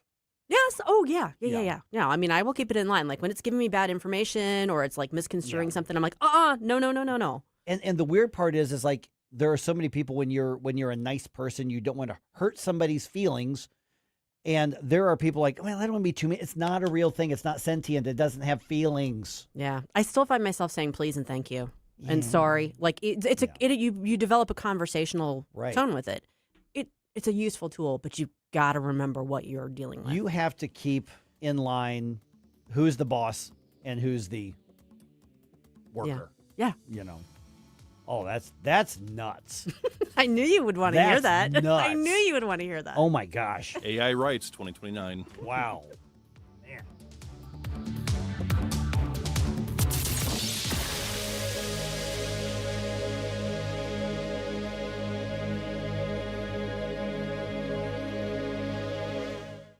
Dr. Michael Lewis, West Point grad, physician, and retired Army colonel, is considered the world's leading expert on the use of omega-3s in brain health. He's also the author of When Brains Collide.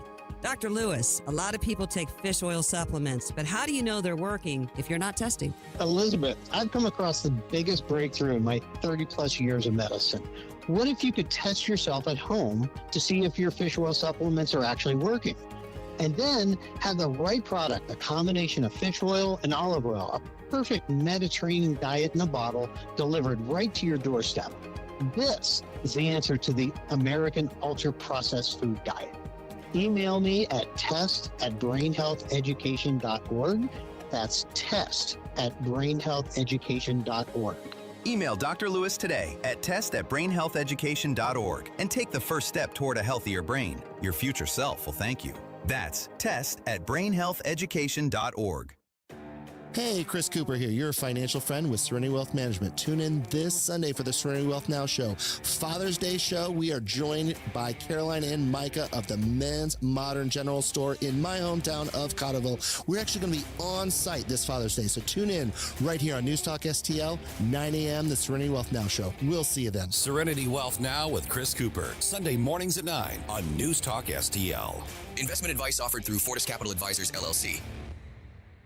KLGY HD3 Clayton, K270BW Bellefonte, KNBS Bowling Green. This is News Talk STL at 1019, 94.1, and always streaming at NewsTalkSTL.com. Breaking news this hour from Town Hall. I'm Rich Thomason.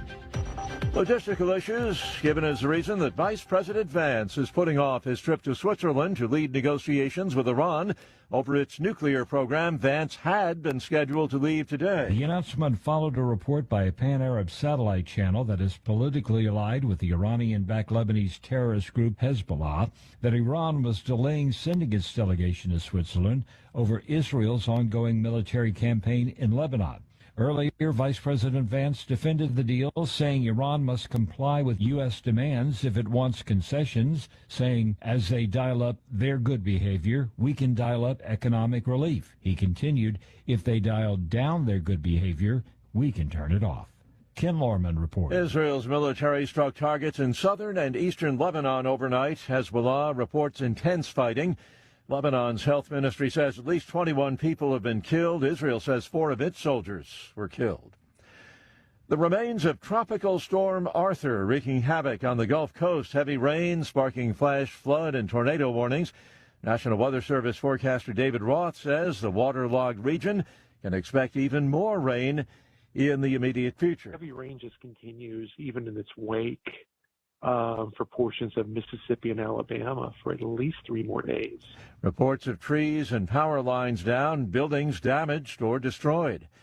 The American military continues striking alleged drug-running boats in the eastern Pacific. Another vessel has been hit. At least 3 alleged narco-terrorists on board were killed. At least 211 people have died since the drug-fighting operation was launched some 9 months ago. Wall Street is closed today. The market's closed in observance of the federal Juneteenth federal holiday. Townhall.com. Maybe this is you too. There's enormous frustration right now with healthcare costs. It is amazing. Healthcare costs for families in the last 20 years have almost tripled, and it just keeps getting worse. All this to say, this is why MediShare is so in demand right now. People are looking for alternatives. And MediShare is proven you can save thousands of dollars a year and actually like it more. Over 1 million Americans are now part of healthcare sharing, and MediShare is the gold standard. It's trusted. It works. It's been helping people save money and have peace of mind now for 30 plus years. It's not some big impersonal thing either. It's a community of people like you helping each other. So yeah, if you're frustrated too, here's your chance to make a refreshing change. You'll notice the difference as soon as you call. They're easy to talk to. You can get a price within 2 minutes. Here is the number. Call 844-45-BIBLE. That's 844-45-BIBLE. 844-45-BIBLE. From the News Talk STL Weather Center. Meteorologist Shan Scotch with your first alert forecast. We're going to be tracking a beautiful Friday. Temperatures into the lower 80s, mostly sunny skies. Dew points into the 50s, so not much humidity. Saturday, partly sunny, high of 85 degrees. Into Sunday, we've issued a first alert weather day, as we're going to be seeing the potential for some showers and storms, some of which could become strong to severe. We'll be tracking 2 rounds, one during the morning round, and during the secondary round, we're going to be looking towards the afternoon, evening hours. From the First Alert 4 Weather Center, I'm meteorologist Shan Scotch. This hour of News Talk STL is brought to you by Stifel, serving investors for over 130 years. Contact your Stifel financial advisor at stifel.com. That's STIFEL.com. Hi, Sandy. What's that? I'm reading up on this Amendment 4 on the August ballot. What's 4? Amendment 4 absurdly creates a new un-American minority veto power, but only for ballot issues that we citizens put on the ballot. Don't they say it'll protect conservative ideas? Truth gets in the way of their story. Amendment 4 would mean as few as 5% of the most liberal statewide voters in one congressional district could veto any good conservative idea or reform, even when a big majority supports it. That does sound un-American. How did that get on the ballot? The politicians put it there, and it would empower a small minority of liberals. They could stop funding for police, stop tax cuts, or any other common sense conservative policy we support. Only 5%? One district? That would make it nearly impossible to pass needed reforms or rein in politicians. Yep, Amendment 4 is a misguided power grab by politicians. I'm voting no on Amendment 4. Right. I'm not giving up my constitutional rights. It's a hard no on 4. Paid for by Missourians for Fair Governance. Tim Jones and Chris Arps in the afternoon. Republican lawmakers have mixed reviews on President Trump's Iran deal. We'll ask Congressman Bob Onder his concerns at 4:20. Tim Jones and Chris Arps. Weekdays at 4 on News Talk STL. Mike Ferguson. Big guy, one of the biggest in the world. Susie Moore. Do you think he's ready? He's not ready. Can't you hear the alarm? Get up, St. Louis. I have a feeling that by the end of this evening, I'm going to be blamed for everything. Mike Ferguson in the morning on News Talk STL. This is your cousin Bob. Happy Juneteenth. Oh, that is today, isn't it? Yeah, and here's the thing is there's a lot of like the hot takes on the so-called conservative social media spheres and the media. They're like are going to be, frankly, really mad that anybody in conservative media would say Happy Juneteenth. How dare you? Yeah, basically, precisely, because it's like, that's just a woke thing. We don't need any race-based stuff, and they'll conflate it with other things, you know, like Kwanzaa or whatever the case is. But we had this co-host on this show for years, maybe the most conservative person who's ever been on the show. Brilliant guy, smart guy, one of the greatest. And he would make the argument every year at this time that says, wait a minute, this should be looked at as a Republican holiday.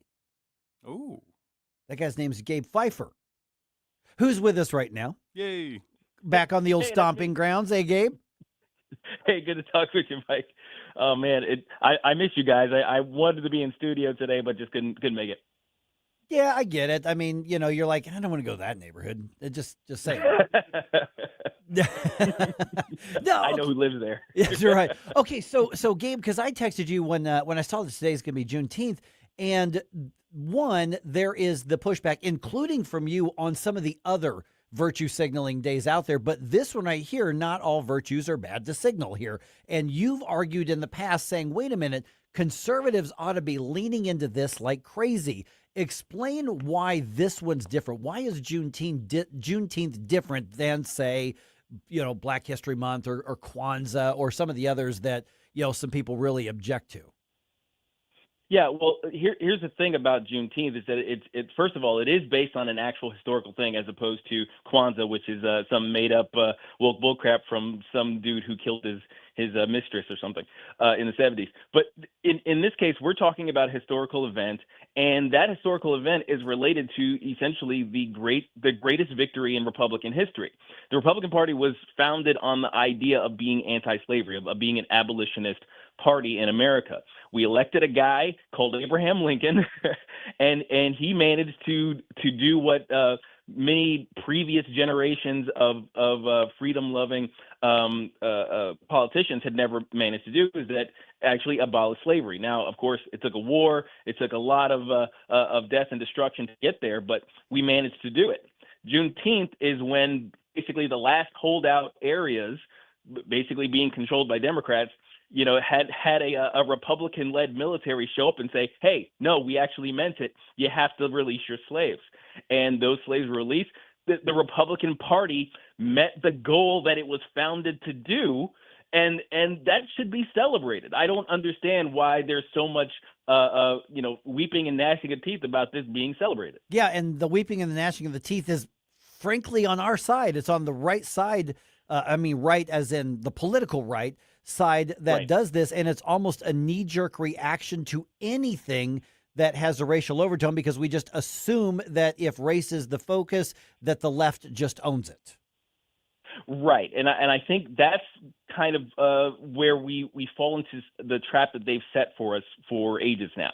Is essentially they've said that they own they or in terms of the slavery issue. They've convinced many minority groups that if they want freedom in America, they are the party that provides it. And they not only have managed to trick those minorities, but they've managed to trick us on our side here into speaking about those issues as though they belong to the Democrats and not to us. And that's kind of a problem in the whole marketing of the party. I mean, this Juneteenth discussion has always struck me very emblematic of the problem that the Republican Party has in branding. Somehow the Democrats convinced black folks in the 60s or so that they are their party. In spite of all this, they managed to get rid of the stigma of founding the KKK and transfer it to the Republicans. They managed to do that from a historical standpoint, and for some reason we're still flailing in trying to right that historical wrong. So why would we throw away this great opportunity? Sometimes they give us these opportunities and we just don't take them. All right, this is where I normally say, okay, we're visiting with, but you know the voice, that's Gabe Pfifer. You know me. On the show for years here. Okay, so Gabe, then what's the right way for conservatives, whether you're a member of the Republican Party or you're just conservative part of the freedom movement, what's the right way to use Juneteenth? And I'm not even talking for political gain, but just to say, hey, here's something that we take from this, because at one point, holidays were actually about reflecting on something instead of just selling mattresses or 2-for-1 deals at the florist or whatever it is that you do now. So there's the question is, how should we look at it? And you're saying, no, this is actually a real serious thing. Let's look at it and celebrate it. What's the way that those on the right should use Juneteenth to kind of, I guess, have an impact with the purpose that it was set up for? Because I personally don't have a problem with Juneteenth being added to the holidays. Now, we have a lot of national holidays, but if we're going to do one, this is the one to do it, I would think. Oh, absolutely. And I think one thing, the various conservatives and Republicans on the ground need to remember is, yes, you are allowed to make fun of the silliness that the left puts out on this, but don't let the record stay unchallenged. The record on race is in the Republican conservative favor, and just say something about it. It's like, yeah, happy Juneteenth, when the Republican Party met its goal of abolishing slavery nationwide. It was one sentence, and you blow up the entire narrative that the left wants to build around this thing. Just correct the record, and it's going to take a long time for it to reach a saturation in the culture that, yes, the Republicans are the ones who actually abolished slavery, and it wasn't the other way around. And no, there wasn't a party switch. Don't be a silly, stupid so-and-so. But I'm being careful. Thank you. But yeah, just correct the record. It starts in little things. Just the people around you need to realize that maybe there's something wrong about the narrative that they've been sold. Okay, so did we just go woke on a conservative show? No. I mean, we're awake. I hope so. That's what the coffee in front of me is telling me. And then listen to it. Listen to that more than to Chat GPT, in case you just missed it. Yes, exactly. Be careful, Susie. That's right. So we're visiting with Gabe Pfifer here. And so, I mean, with Juneteenth, I'm not a huge holiday guy overall, as you know, but it kind of drives me nuts when we want to politicize everything. And in this case right here, you actually have something that could be a socially cohesive thing. It could be a unifying thing, but we just can't get the politics out of the way. And in this case, frankly, it's the right, the political right side. It's our side that tends to trip over it. Yeah, and I think it's one of those.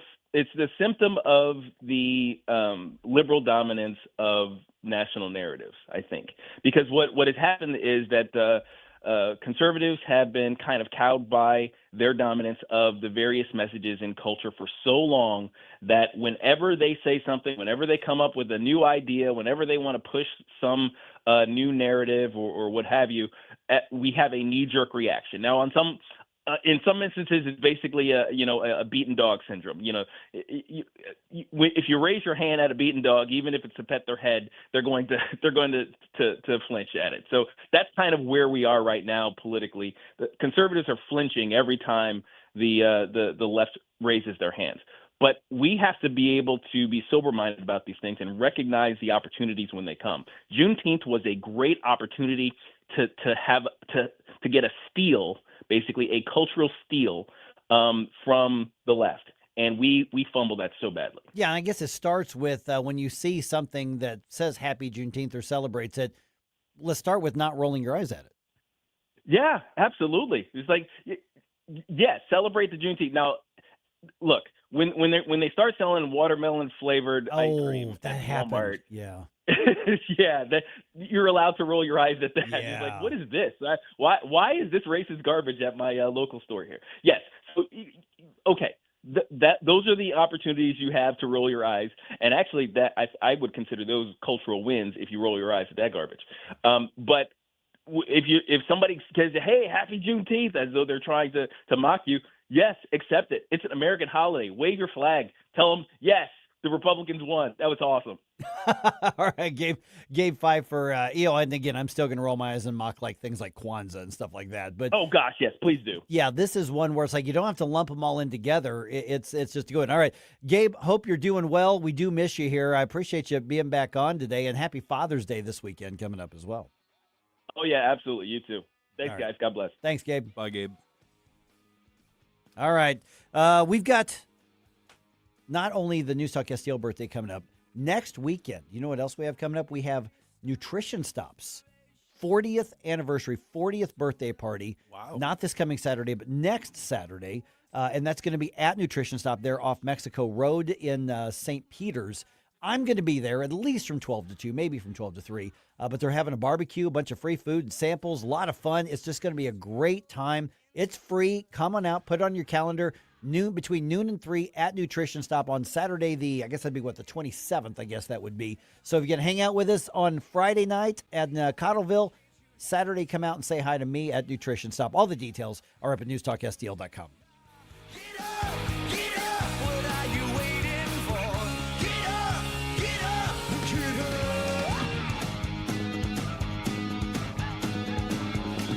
Mike Ferguson in the morning. I have to tell my kids that I'm a rock star now. On News Talk STL.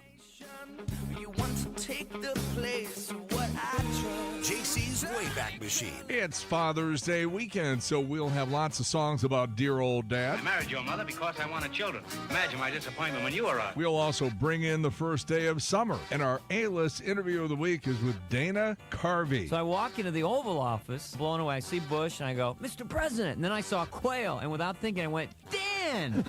All brought to you by the Weber Automotive Group. It's JC's Wayback Machine. Every Saturday night, 6 to 9 on News Talk STL. Rhino Shield is engineered to outlast paint, formulated to outsmart the elements. Rain or shine, sleet or snow, mold or mildew. Our home exterior coatings intelligently designed to stand up to Mother Nature. Call 877-25-RHINO or 877-25rhino.com.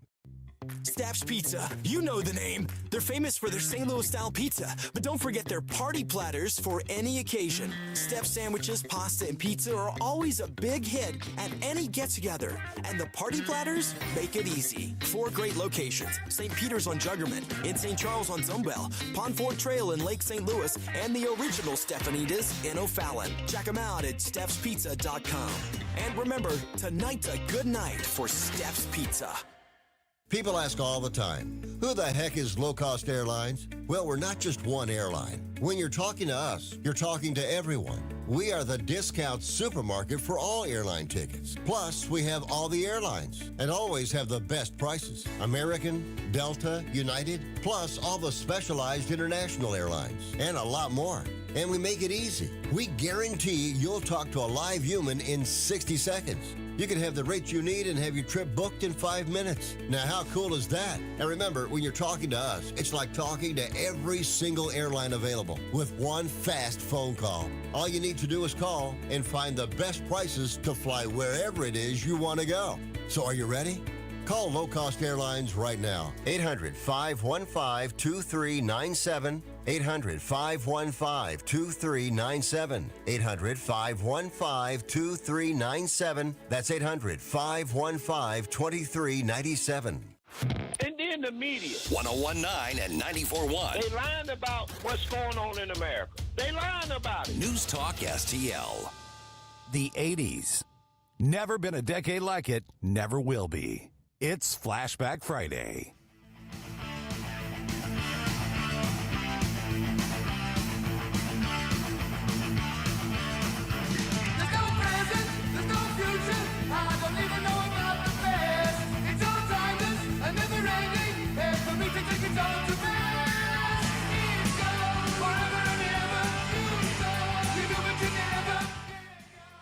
Good morning, Missouri. It's your boy Joe Pags. I'll talk to you tonight at 10. But right now, let's get back to Mike Ferguson in the morning.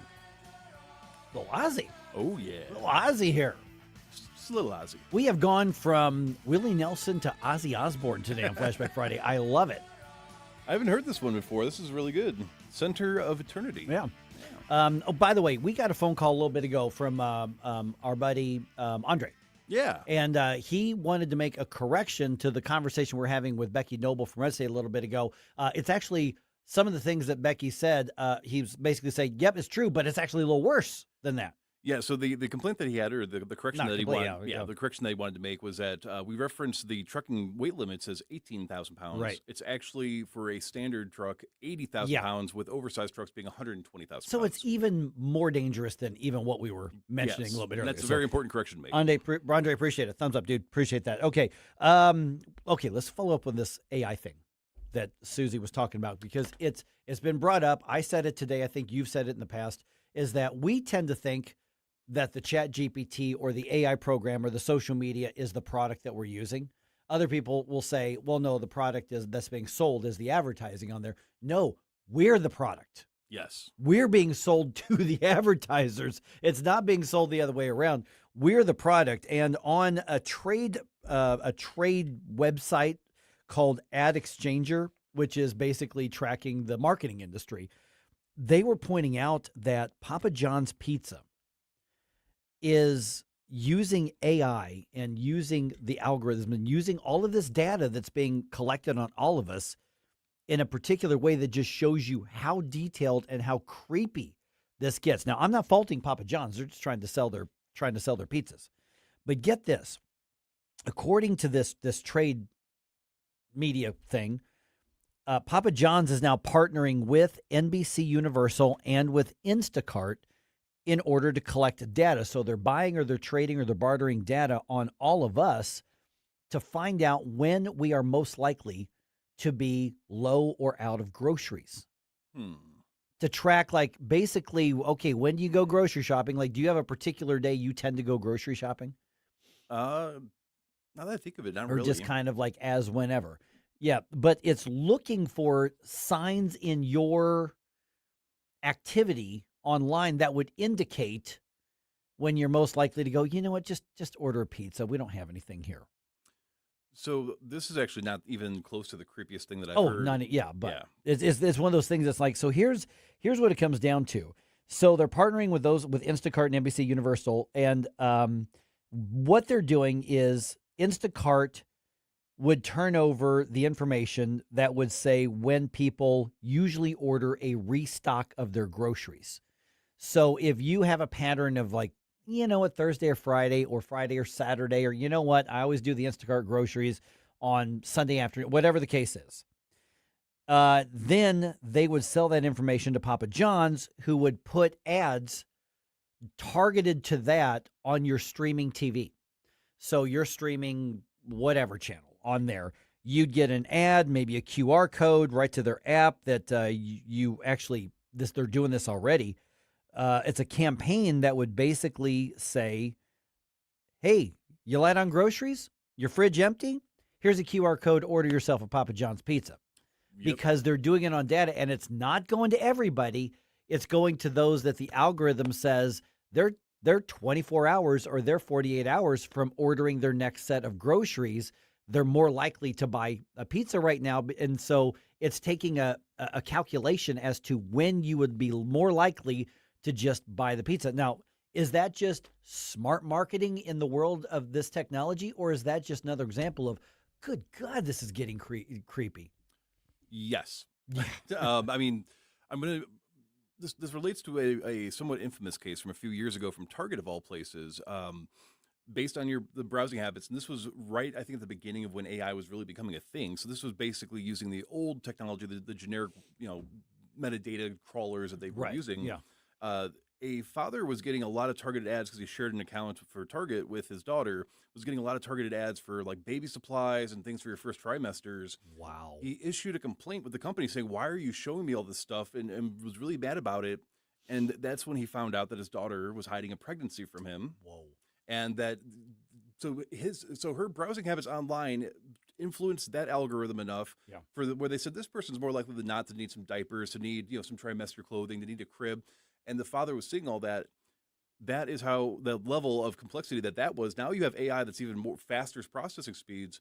Oh, immediate, instant, immediate. Yes, it is insane how quick this stuff works.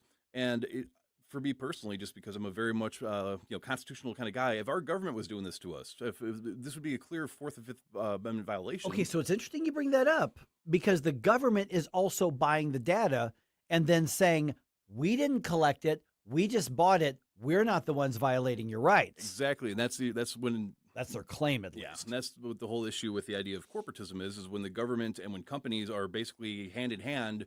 We're not violating your rights. This is not illegal, but it's something that you'd never be okay with. That was like the Biden administration going to banks and financial institutions saying, somebody starts spending money in these areas, guns or whatever, we order you to flag that, or we want you to flag that, and we'll either buy or we'll just ask for that information to be turned over. And then when somebody goes, hey, Second Amendment, Fourth Amendment, like, no, we're not doing it. The private sector is doing that. If we can work out a deal with that, that's secondary, not...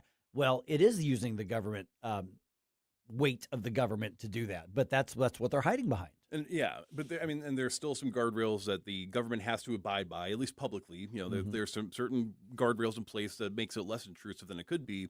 But when it's a company that is doing this to you and it's spying on you, so it could show you, because advertisements are essentially propaganda for the company. That's really all. And propaganda in and of itself is not a bad thing. There's good and bad propaganda. There's nothing wrong with that. I mean, I do propaganda for this show all the time. But it's information that's meant to invoke a idea or to get to convince you of something, and that's essentially what advertising is. So the fact that people have been made aware of this for so long, and it has not caused us to change our consumer behaviors, to change how much data we're willing to submit, to get more legislation to say, look, like you can look at my Facebook and what I publicly post, but don't be watching everything I'm doing behind the scenes. And, it's just Susie was just talking about the Chat GPT and the AI programs trying to become your companion and have you interact with it and think of it as another sentient thing, as another being. And that's one creepy. I mean, her interactions with it were kind of funny, but it's creepy and it can be dangerous.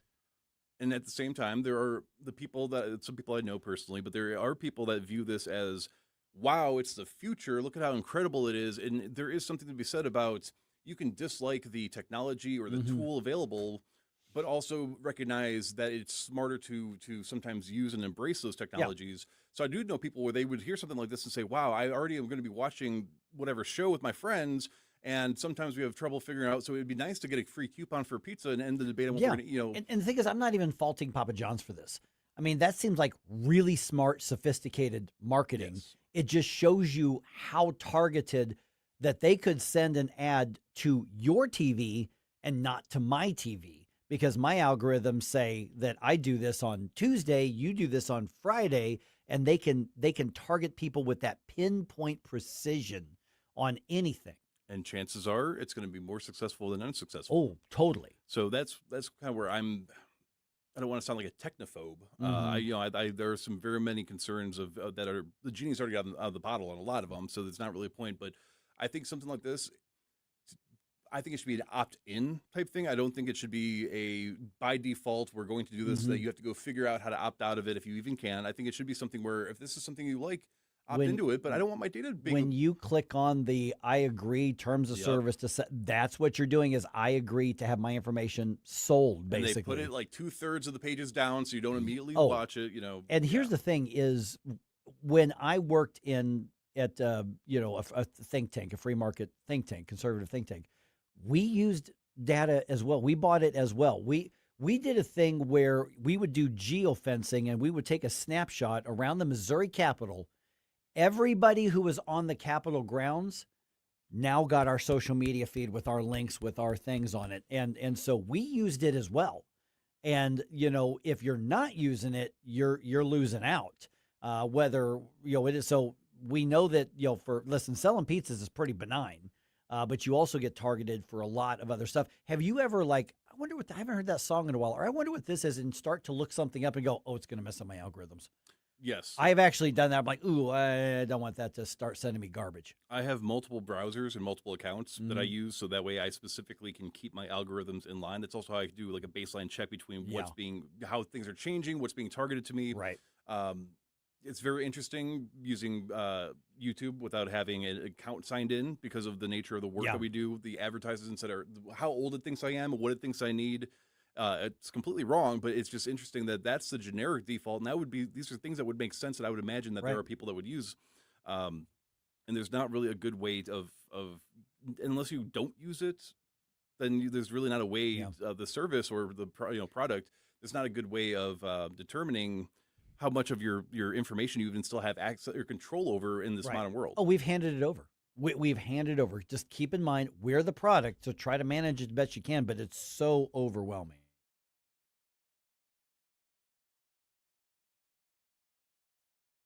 That's right.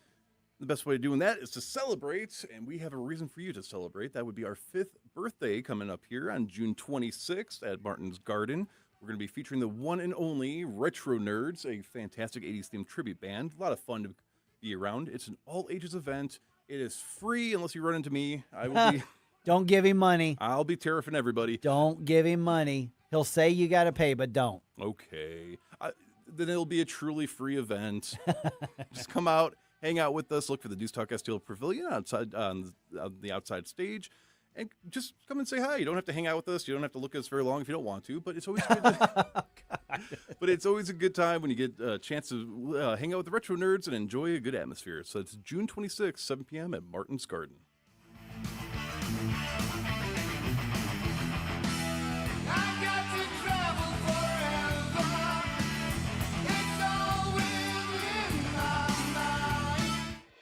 From the NewsTalkSTL Weather Center. Meteorologist Shan Scotch with your first alert forecast. We're going to be tracking a beautiful Friday. Temperatures into the lower 80s, mostly sunny skies.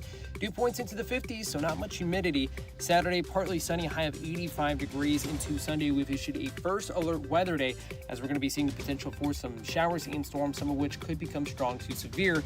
We'll be tracking 2 rounds, one during the morning round, and during the secondary round, we're going to be looking towards the afternoon, evening hours. From the First Alert 4 Weather Center, I'm meteorologist Shan Scott. Fox News commentary with Jesse Waters. Next.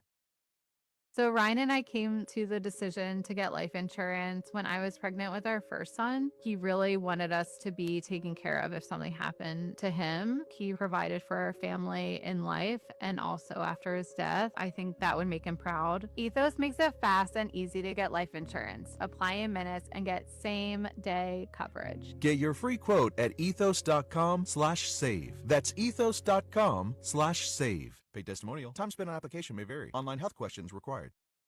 Here's Jesse Waters. Iran's nuke program is over. Forever. The mullahs have agreed, at the very least, that their enriched uranium stockpiles will be destroyed on site, and that the International Atomic Energy Agency, which means us, will supervise. Since Iran can't dig it out, we'd be the ones doing it. They only get sanctions relief after the dust is destroyed. And if Iran backs out, they've still agreed that they'll maintain the current status quo of their nuclear program. And the status quo is they have no nuke program. The uranium's buried, the centrifuges shattered, and their scientists are all dead. So status quo is still bueno. Even then, Iran agreed to this, quote, "We shall not procure or develop nuclear weapons." And if Iran so much as comes near the sites, it'll be trouble. For more commentary like this, go to foxnewspodcast.com. Are you struggling with life's pressures? The Flatline has answers. Join host Rick Hughes for biblical principles and learn how to build a spiritual flatline in your soul. Discover God's plan for your life. Sunday mornings at 9:30 on News Talk STL. There's something magical about walking into your backyard and knowing your family is completely safe and secure. Hi, I'm Sean Long, owner of STL Fenceworks. That's the feeling my team and I have been creating for metro area families for more than 50 years. Whether you're adding your first fence or finally creating the outdoor sanctuary you've always wanted, We offer premium vinyl and stunning ornamental options, all designed around your family's specific needs and lifestyle. While other companies struggle with supply delays and rising costs, we've always proudly used all American-made materials, which means better pricing and faster installation for you. Our experienced craftsmen exemplify our motto, your satisfaction is our passion. From Warrenton to Wildwood, your neighbors trust us because we live here too, and we care about your project as much as you do. Right now is the golden time to build with flexible financing options and a commitment to completing your fence on time and on budget. Visit stlfenceworks.com. What's the best way to get rid of a timeshare that you don't want? Call the Timeshare Exit Hotline. We're a group of attorneys that help customers legally exit their timeshares. It's an easy process. We guarantee results or you pay nothing. Exit your timeshare today. Call now. 800-524-1641. 800-524-1641. That's 800-524-1641. News, analysis, opinion. Kuwait coming under attack from Iranian missiles. The negotiation itself is going very well. Our demands here are pretty simple. Don't make nuclear bombs. 101.9 and 94.1. Number one for conservative talk. News Talk STL. The 80s. Bueller. The 80s. Let's go while we're young. Never been a decade like it. Shall we play a game? Never will be. Where to be? It's Flashback Friday.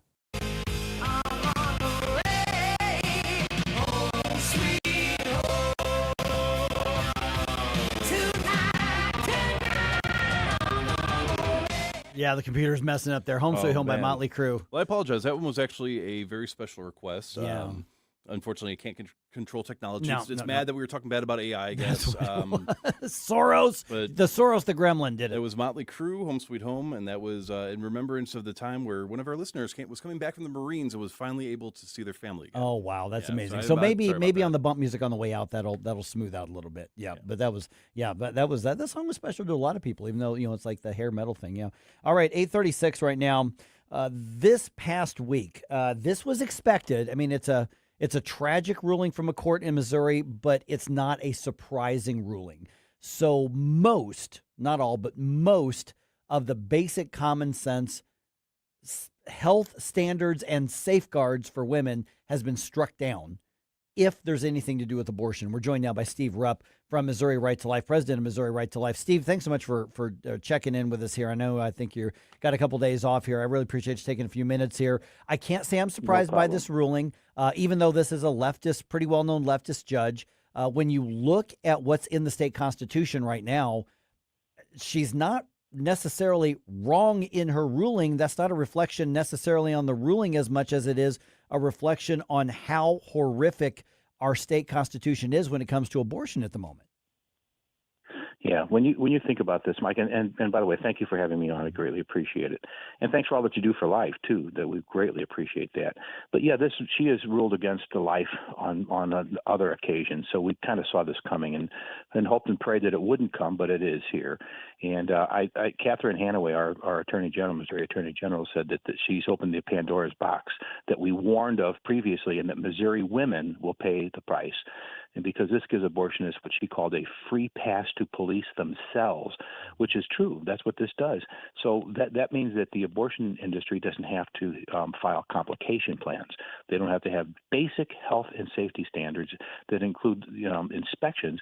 We had passed a law to have the abortion facilities inspected on a regular basis, and they balked at that, and they said that they don't need those safety inspections. Well, what they found when we went in there was that they had like chairs that had dried blood on them.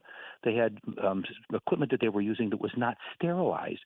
Does that sound like basic women's health to you? That sounds like they don't care about women. They care about cost. They care about money. This is about money and ideology, really, and it's not about the health care for women, because it also expands late-term abortions, so that what they called, and this is a made-up term, fetal viability of abortions now will be available after what is called fetal viability, literally up to the moment of birth. And that's not what people voted for. They were lied to, and we told them that they were being lied to, but people didn't know. They just didn't know. So these basic health and safety standards now are gone, and they get to police themselves, and they're going to police themselves by saying, how can we make the most money that we can possibly make? And that's by cutting corners. And cutting corners, because cutting corners, it saves them money. They don't have to have hallways that if a woman is hurting from an abortion and potentially dying from an abortion and an ambulance is called, which has happened dozens and dozens of times at the Planned Parenthood in St. Louis, that they gurney from the ambulance can't even make it down the hallways there, because they say that we're not a surgical center. We don't have to have hallways that can accommodate that. And they are a surgical center. They're lying to people. And this is not about women's health. This is about saving money. Yeah, let me also follow up on the inspections thing and some of the other safeguards that were in there. They were basically acting like you're picking on us because you don't like abortion, but these are the standards in basically every other thing that has anything to do with medical stuff. These were literally standards that apply everywhere else, and they have a carve out for this because of what was passed in the state constitution. Exactly. Yeah. Exactly. Man, we're visiting with Steve Rupp. Does that sound like women's health to you? No, not in the least bit. We're visiting with Steve Rupp from Missouri Right to Life. Now, one of the biggest points of this ruling is Planned Parenthood's just giddy about this right now. They say starting next week, as early as next week, maybe even before that if they could, they want to start giving out the chemical abortion pill because this ruling also struck down something that said if you're going to do the chemical abortion pill, you need to do it with a doctor right there, just in case. Because there's such a high percentage of complications with this. So now that part is out. So essentially, are we going to be looking at the abortion pill going through the mail or just handed out like candy at Planned Parenthood and other clinics like that? You know what? We aren't sure yet, but it does open the door for the abortion pills. There's no question about that. And what we're going to. This is so early, and we're just going through the ruling itself to find out exactly what it says, exactly what it can do, exactly what it can't do. And it looks like it opens up, as Catherine Hanaway said, the Pandora's box of the gloves are off. They can do anything they want to do, and doing that, allowing that abortion pill to be given to women just like candy without a doctor's approval or without a prescription, without anything really, that this opens the door to abusers, people that are we see story after story after story now of boyfriends and even fathers that are getting the abortion pill to give to women that are pregnant and giving it to them without their knowledge, literally without their knowledge. And women go into convulsions, and there's unbelievable side effects of this, that women are taking these pills that don't know they're taking these pills to kill their children. And that opens the box, the Pandora's box to that. They're also open to sexual traffickers, people that are trafficking these young ladies, and they get pregnant. And the easy answer is, I just go get some pills out of the mail and give them to this woman and get her back out on the street so I can continue to make money. This is unbelievable. It's horrific. Now, one of the articles I read on this was from the Missouri Independent, which obviously is very left leaning. Follow them on Blue Sky if you want. But they're making the claim that the judge upheld a law that says only physicians can do abortions, but that's not how I read the state constitution. Is that the way that it's written is that you don't actually have to be a physician to go. Basically, anybody can go do an abortion if you just say you're providing abortion care. So there's some confusion as to that rule, or at least from that article. That's what we're trying to find out as well. We're trying to find out all the nuances of this ruling, as to whether that allows the pill to be given to women by somebody other than a physician, and providing surgical abortions from somebody other than a physician as well. Because the way that we read it, anybody could perform an abortion. It does not have to. If it's not a physician, and it could be a medical professional. What is a medical professional? Is that the secretary at Planned Parenthood? Who's a medical professional? So we're trying to figure that out as well. All right, we're visiting with Steve Rupp from Missouri Right to Life. Couple minutes left here, Steve. So this obviously then translates into how crucial the pro-life Amendment 3 is in November. And before we can reach out to as many of those kind of in the middle, or the non-policy wonk, the non-political nerds, just the voters who live their lives out there, we need to make sure that everybody on our side is on board with this. I was having a conversation with one of our state lawmakers yesterday who was expressing some frustration that there are conservatives who are pushing back against Amendment 3, saying, well, it's just not perfect enough, but this is the best we can do right now, and it does a lot. We could save 90, 95, maybe more % of the babies out there. We can always go back for the rest later, but speak to the importance of everybody on the right, everybody who's pro-life, making sure that we are rallying in favor of this upcoming Amendment 3. Yeah, on November 3rd, we have the ability to be able to repeal the current Amendment 3 that's in our state constitution, and that will save 99% of the children that are being aborted right now. 99%. Is it perfect? No, it's not perfect. But we have the opportunity then to address the other 1%, because right now our legislators' hands are completely tied. They can do nothing to restrict abortions. If we pass Amendment 3, that gives the legislators the ability to be able to address that other 1%. And so the people that are saying, well, this isn't perfect. Well, no, it's not perfect. But there's never been anybody that ran for office that was perfect either. And so we can't let perfect be the enemy of good. And this is a very good bill. It bans 99% of abortions. And again, it gives us the opportunity to address the other 1%. We must pass Amendment 3. And it'll also stop hopefully the abortion pill. And we can address the abortion pill by mail as well, that we can't do that now.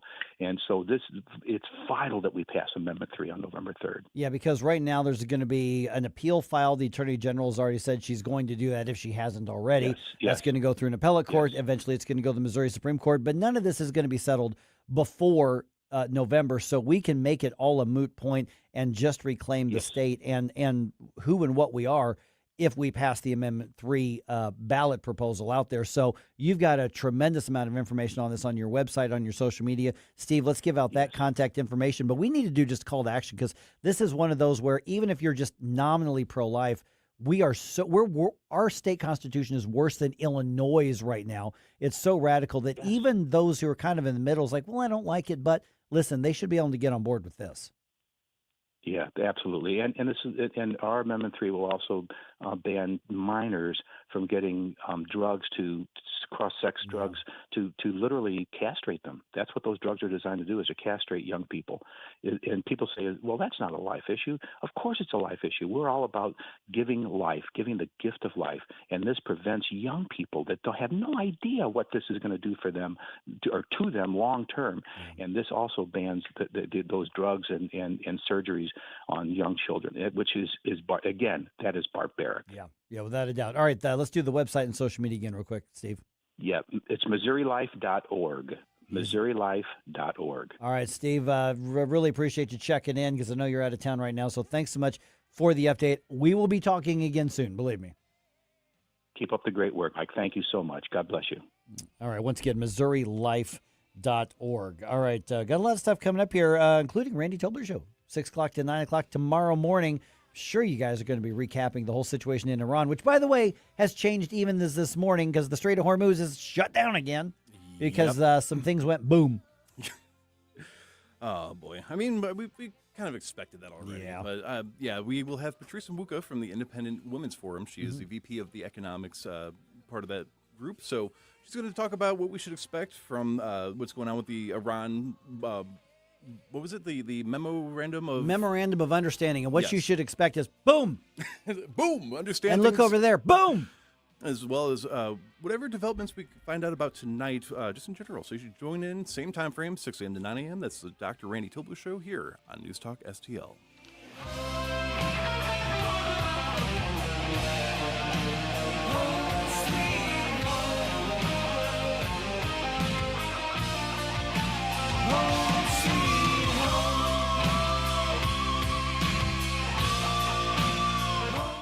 You never know who you'll run into at Sugar Creek Golf Course. Stop by the News Talk VIP Lounge inside the Sugar Creek Clubhouse and catch familiar faces like Jamie Allman, Mike Ferguson, Tim Jones, Nick Schroer, and more from the News Talk STL team. Grab a cold drink, say hello, and take in the atmosphere. And before you leave, swing by the Pro Shop to pick up your official News Talk STL polo. The Sugar Creek Pro Shop is the only place you can get one. It's all happening at Sugar Creek, so don't miss it. I'm Dr. TJ, owner of the Institute of Natural Health, co-owner of Optimal Nutraceuticals, and the host of Wellness One. Wellness One is designed to cut through the nonsense and provide you common sense science-based information regarding health and wellness. On the show, we discuss topics like thyroid health, gut health, hormone optimization, and many others. Our show airs Saturdays at 10 a.m. and 2 p.m. and Sundays at 11 a.m. and 3 p.m. right here on NewsTalkSTL. And you can visit us at inhstl.com. That's inhstl.com. It's not often you can make a real difference in the lives of kids. When you volunteer as an optimist, you'll be helping kids take a positive turn in their lives. As their role model, mentor, leader, and friend, you'll help young people develop positive attitudes and approaches to life that will enable them to excel in school and in our community. So if you care about kids, give yourself a present by volunteering today. Optimists, bringing out the best in kids.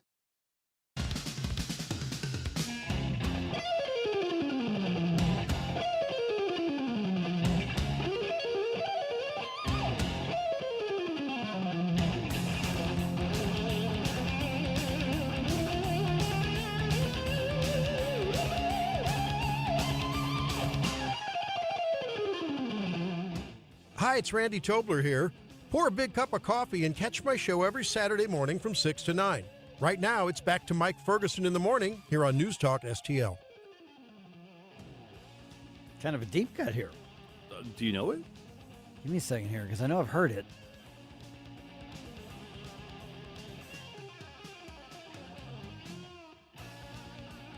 It's not Eric Johnson.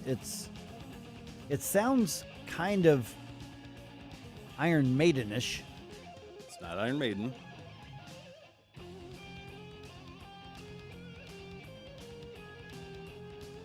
I don't know. It's Yngwie Malmsteen. Oh, Yngwie Malmsteen. Yngwie Malmsteen. Okay. Yeah, I was gonna say because my neck, I was gonna start going down the list of like the guitar virtuosos, and he probably would not have been my first guess, but he would have been in my top 3 or 4. Yeah. But now that you pointed out the Iron Maiden sound, if Joe Satriani did Iron Maiden, yeah, that's what it would sound like. Yeah, exactly. Yep.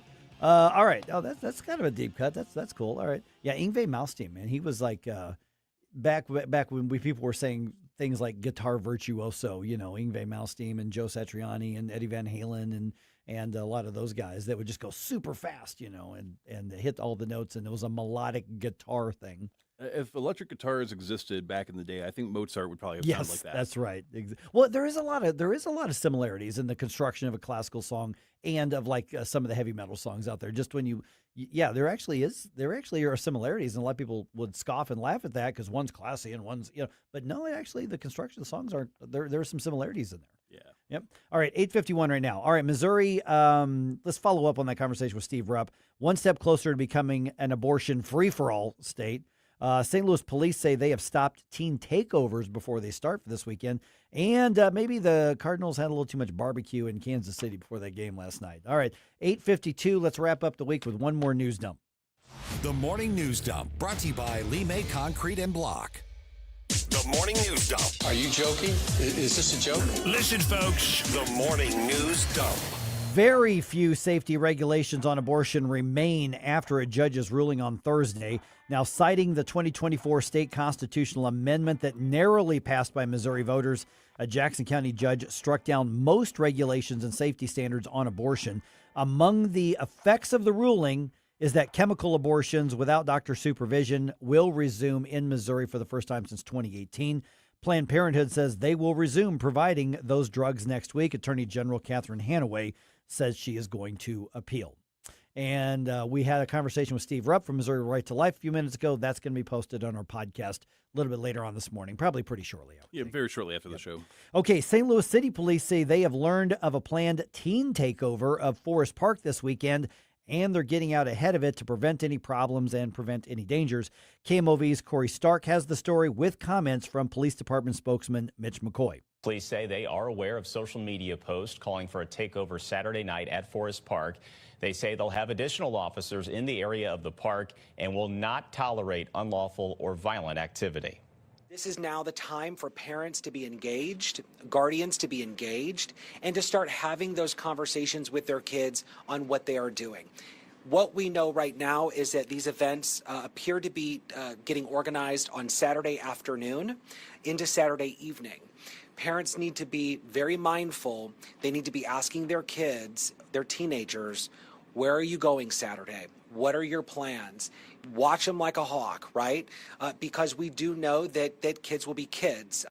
Well, this takeover in Forest Park isn't the only one police know about. SLMPD says it is shifting officers' schedules this weekend to help prevent the takeovers before they can begin. Okay, and in another similar situation, Mayor Kara Spencer announces a juvenile curfew for next weekend's Gay Pride festivities in the Grove area. Not just the Grove, but that whole part of town right there.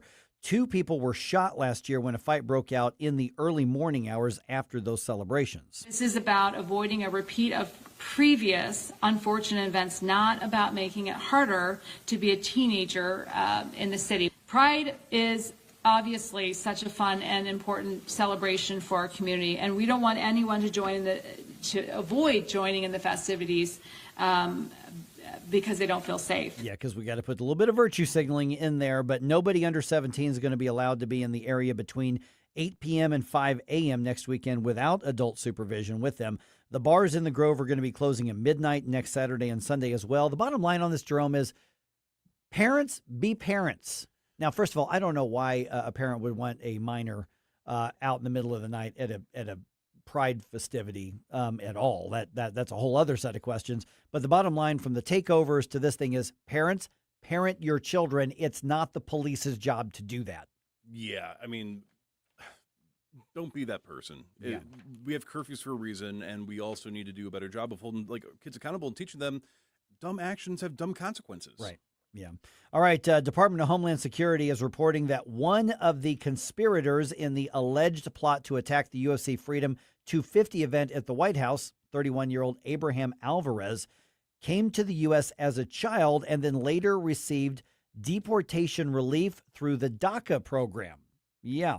DHS Secretary Mark Wayne Mullen was on the Ingram Angle on Fox and saying incidents like this underscore the necessity of the mass deportation program. When you don't respect our laws when you're coming in, how do we expect you to respect the laws when you're living here as well? And we have one person that dies at the hands of an illegal is one too many. Alvarez is one of 5 suspects who have been arrested already and are in federal custody. Authorities actually say there's a total of 23 individuals involved in that broader conspiracy to send in drones with explosives in order to drive a mass exodus where they would then walk into snipers. It's absolutely barbaric. Yeah. And there's no place in a civilized society for this kind of behavior, especially when it's sometimes being headed by people that are not supposed to be here to begin with. Right. Yep, exactly. Because the DACA, what they would call the Dreamers, easy for them to get a lot of sympathy. And now we're going, well, wait a minute. They don't isn't illegal? Now, there are some people that not their fault that they were brought in when they were a baby, but you still, life dealt you a tough hand. You got to make it right. Yeah. The same. All right. A new customer satisfaction survey says there's a new #1 fast food chain. Ooh. Yeah. After 11 years, Chick-fil-A is no longer rated #1 for customer satisfaction. Somebody beat Chick-fil-A. Wow. Yeah. When it comes to all like fast food type places, do you have any guess as to who could have beaten Chick-fil-A? Waffle House? That is a good guess. That is not correct. I'm stumped. USA Today is reporting that Jersey Mike's now Really? holds that spot after the latest American Customer Satisfaction Index report. They scored 84 out of 100 possible points, just 1 point ahead of Chick-fil-A. What's going on with Chick-fil-A? Because I don't know very much about their food, but I know that they're known for their great customer service. So they are barely #2. They got barely knocked off there. Jimmy John's and Panda Express came in 3rd and 4th, respectively. Sierra Cardinals lost last night to the Royals 14-6. Wow. That's a lot of runs. All right. Tonight's game starts at 7:15. You are probably not going to watch it because only those with an Apple Plus subscription can watch the Cardinals game tonight. Oh. Yeah. Boop.